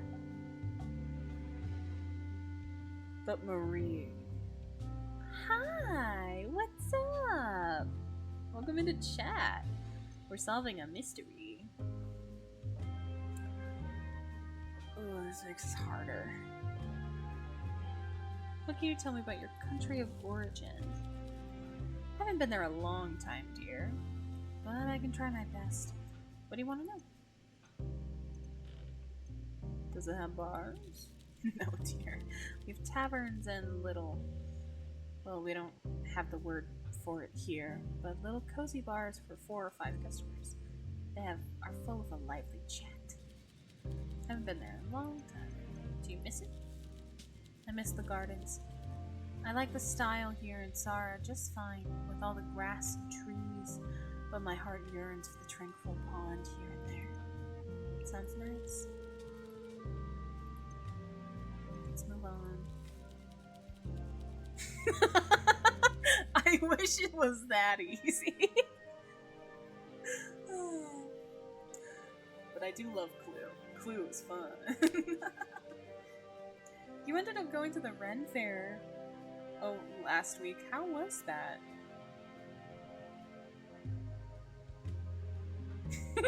Yeah, that's our Colonel Mustard over there. Except Colonel Mustard is more competent. Yes, I'm getting melancholy. I miss the people of Huxia when I'm there, but I'd miss the people of the world if I moved back home. Wachovia is a hub, and on any given afternoon, I could have patrons from all corners of the globe sharing tea. It was so awesome. What did you go dressed as? I know you shared a picture, but I couldn't tell what it was. I like gardens, temples, mountains, and warm weather just fine. But what I really care about is people. That's why I love Bakovi. And that's how I can tolerate this dreadful, chilly Saurian climate. And I confess, the churches here help me feel closer to the goddess. I know her spirit lives in all of us, and everywhere.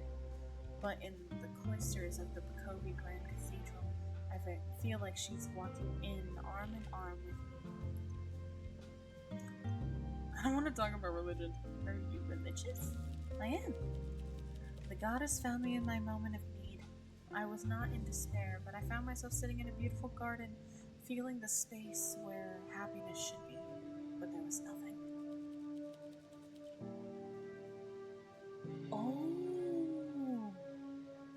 Oh, that's so cool! Hell yeah! Get your celebrity moment. I had a thought I could not shake. There must be more. The thought was so clear in my head. Then the breeze blew, and I swear, as clear as can be, I heard her voice, lyrical, musical, loud, and confident. But it sang. There is. That was it. That was it. And that was enough. Might I ask, what do you think? I won't preach to you, but I'm interested in your own beliefs. I believe in the goddess. May she hold you in her ever-loving embrace. I guess I have clues I can show you. Heck yeah! Yeah, 'cause you have... So now you have Sniper King, and you have Moon Knight, right? Those are the two? Oh, you have two more. You have Power Ranger? I didn't know you had that one.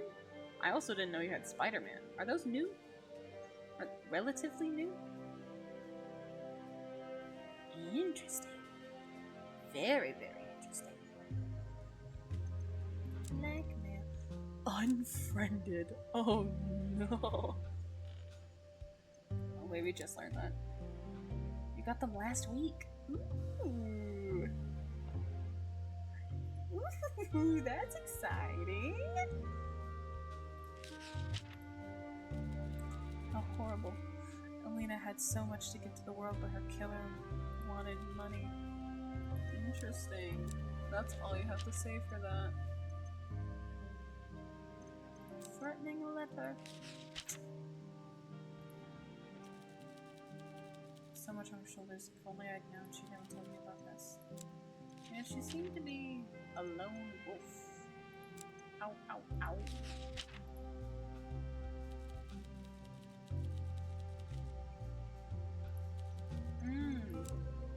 I don't know.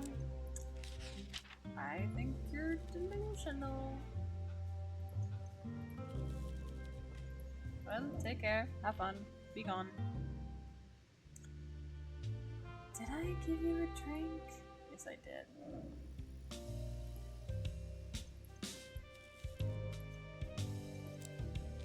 What do you think of being unfriended? Oh yeah, I remember that day. It wasn't pretty. I'd never seen Alina cry like that before. Do you know what the fight was about? No clue. She didn't want to tell me anything. But I assume Maria started it. What makes you say that? She's always been an annoyance, so I was happy to have her out of our lives. But Alina flew off the handle when I told her as much. She never really got over Maria either. Because they're in love. But what else should we discuss? You told me about this, you know about that, and you know that she's dead. So, there's nothing else. So be gone. Toodaloo.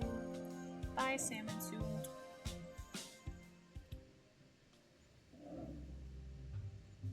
Maybe we could talk about the murder you totally did. Now he's seeming too obvious. With them being so close. Like, her, like, not being friends with her anymore. That's a pretty good reason. And very convenient that the day they make up, she dies. I don't know. I don't know.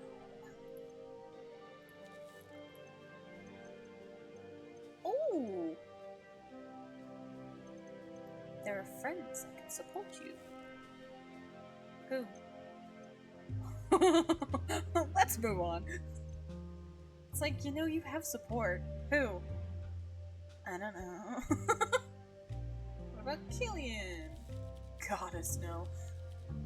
I can see he's upset, but I know why.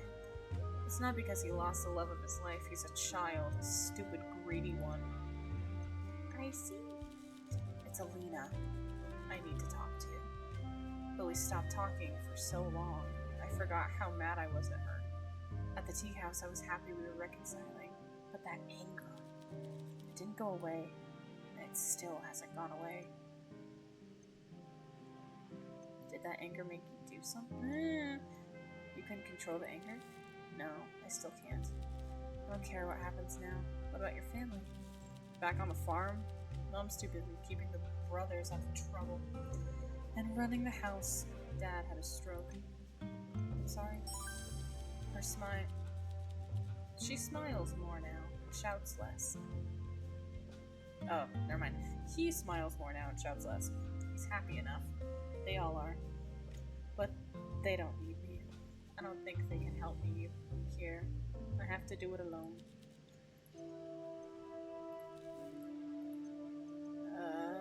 Miss Vi. She's reached out. But I keep telling her I need space. I guess I could go talk to her. She was kind to Alina, to both of us.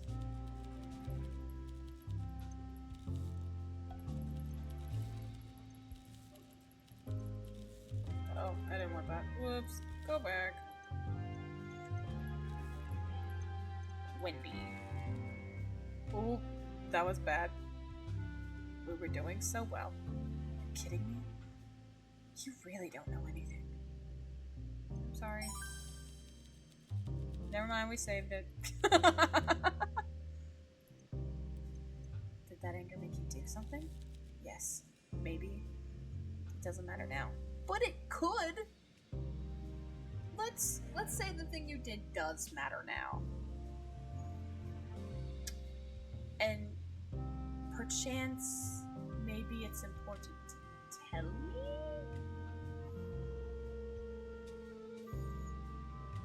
We could be friends. We did pass our heart goal. We could do it.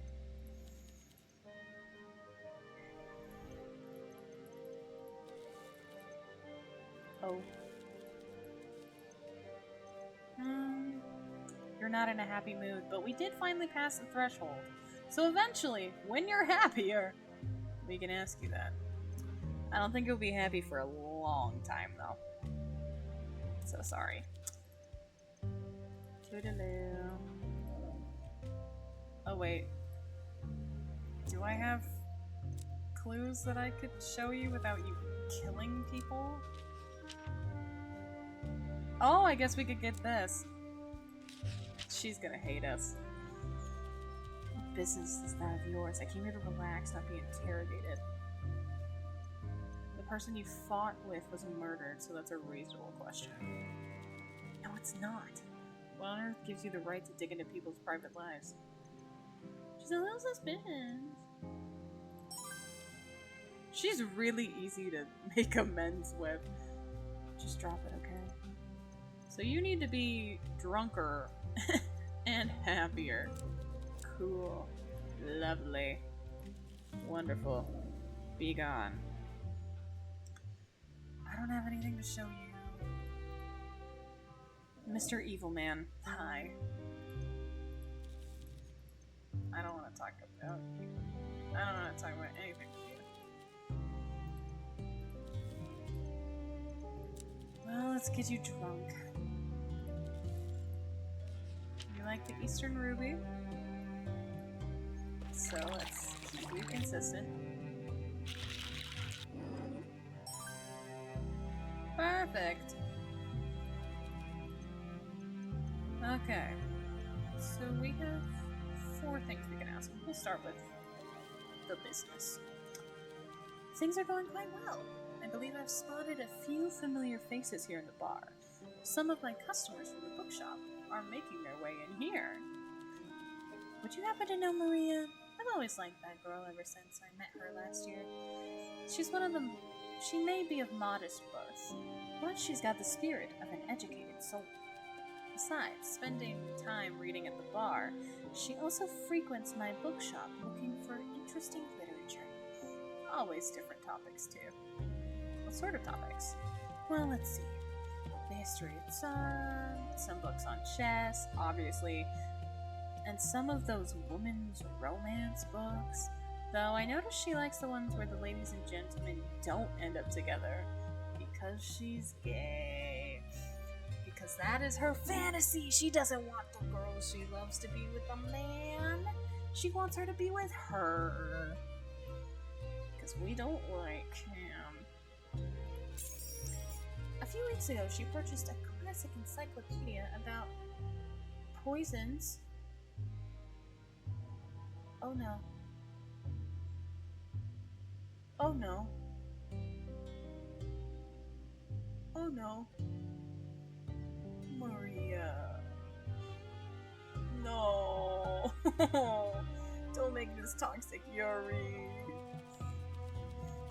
In light of recent events, that probably wasn't the most discreet to reveal. I'm sure it's a complete coincidence. Ignore the ramblings of an old man. Let's change the subject.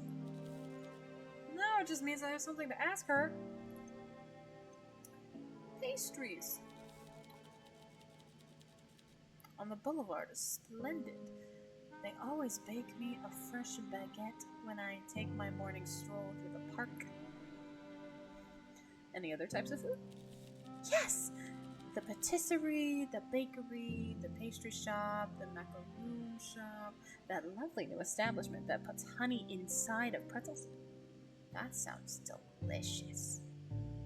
Oh, I'm getting jealous. Are you hungry? Well, what do you expect?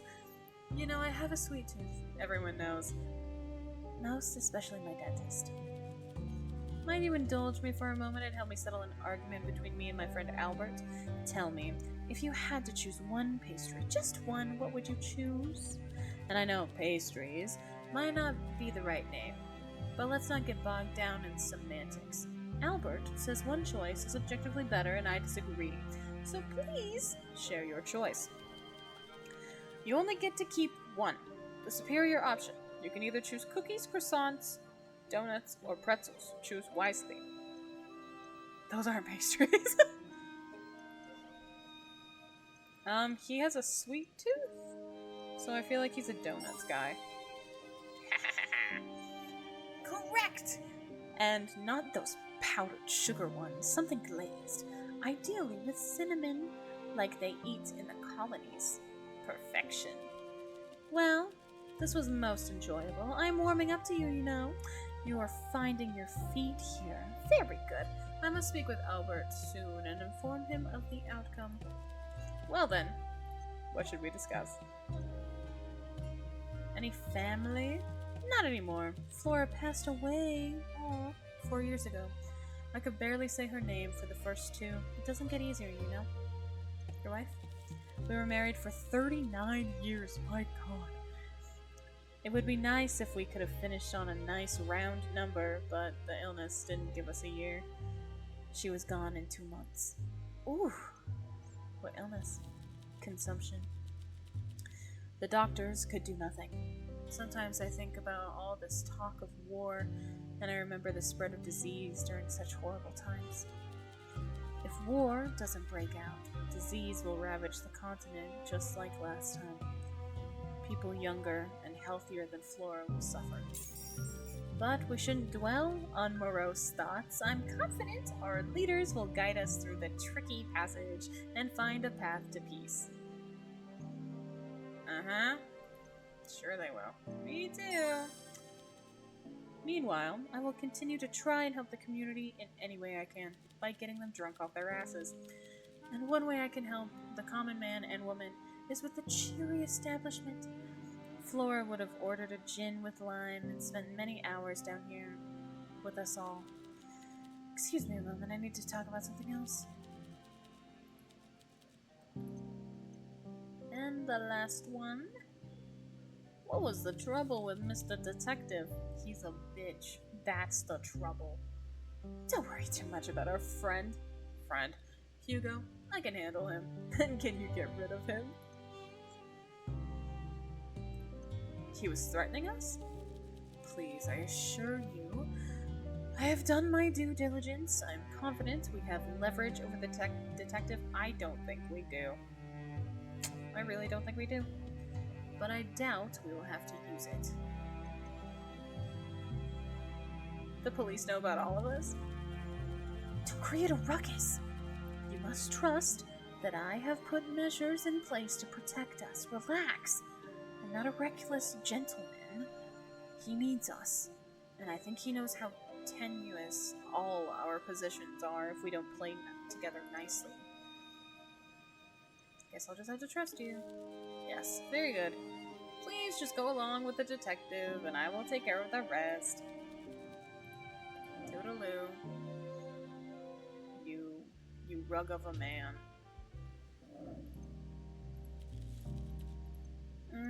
Oh, I do. Anything else I should know about Elena? Keep conversation with her to a minimum. She's accustomed to manipulating experienced detectives and seasoned criminals. She'll eat you for breakfast. Is that a promise? You want me to avoid her? As much as you can, while still using her skills in the investigation. Would she say the same about you? Undoubtedly. How do I know who to trust? Because I told you who to trust. I don't like that.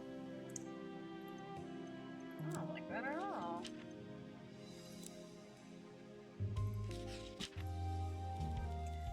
Maria bought a book on poisons mere weeks before the incident. Coincidence or not, didn't look good for her. I know, it looks real bad, actually. Unfriended. Falling out between close friends.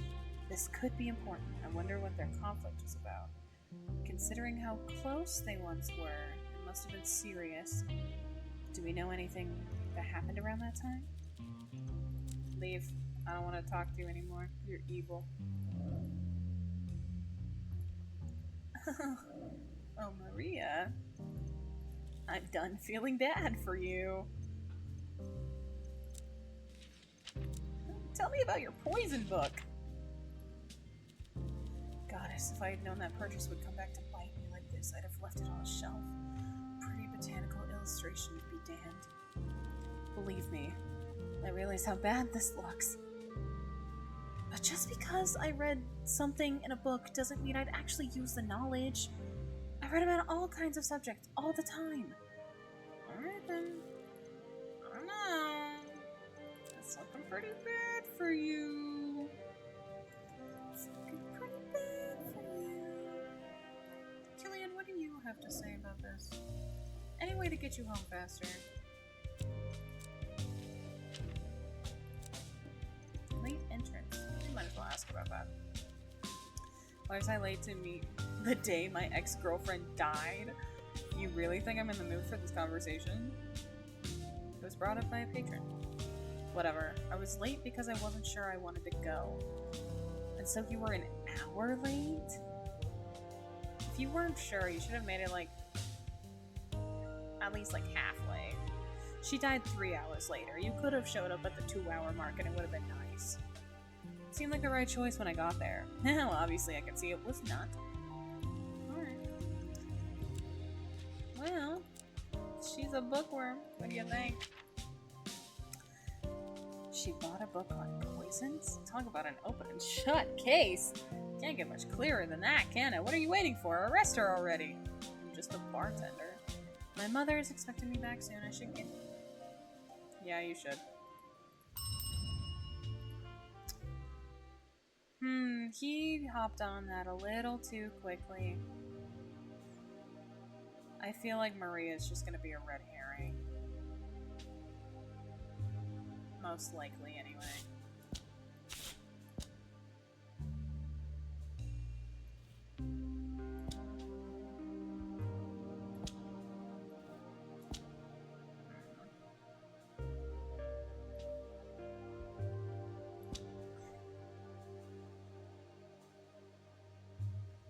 Okay, so... I don't remember what we connected for blackmail.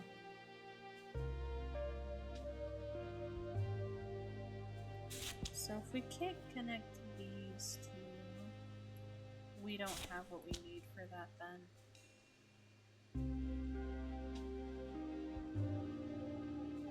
Were you unfriended because of the secret? 6 months ago, Maria learned that Alina was using performance-enhancing drugs to excel at chess. Around the same time, the two had an argument that ended their friendship. Why did the pills cause such a fallout? Oh, shit. I don't know. Certainly didn't help. Huh. Okay. Very interesting. Very, very interesting. Okay. So, we will go to the... Hi, kitty. You're not gonna purr? Oh. Oh, that makes me so sad. So we will go to the next day, we will save, and we will end it here. We've gotten a pretty good jump on that. Is that new? Has that been there the whole time? That doesn't feel like that's been there the whole time.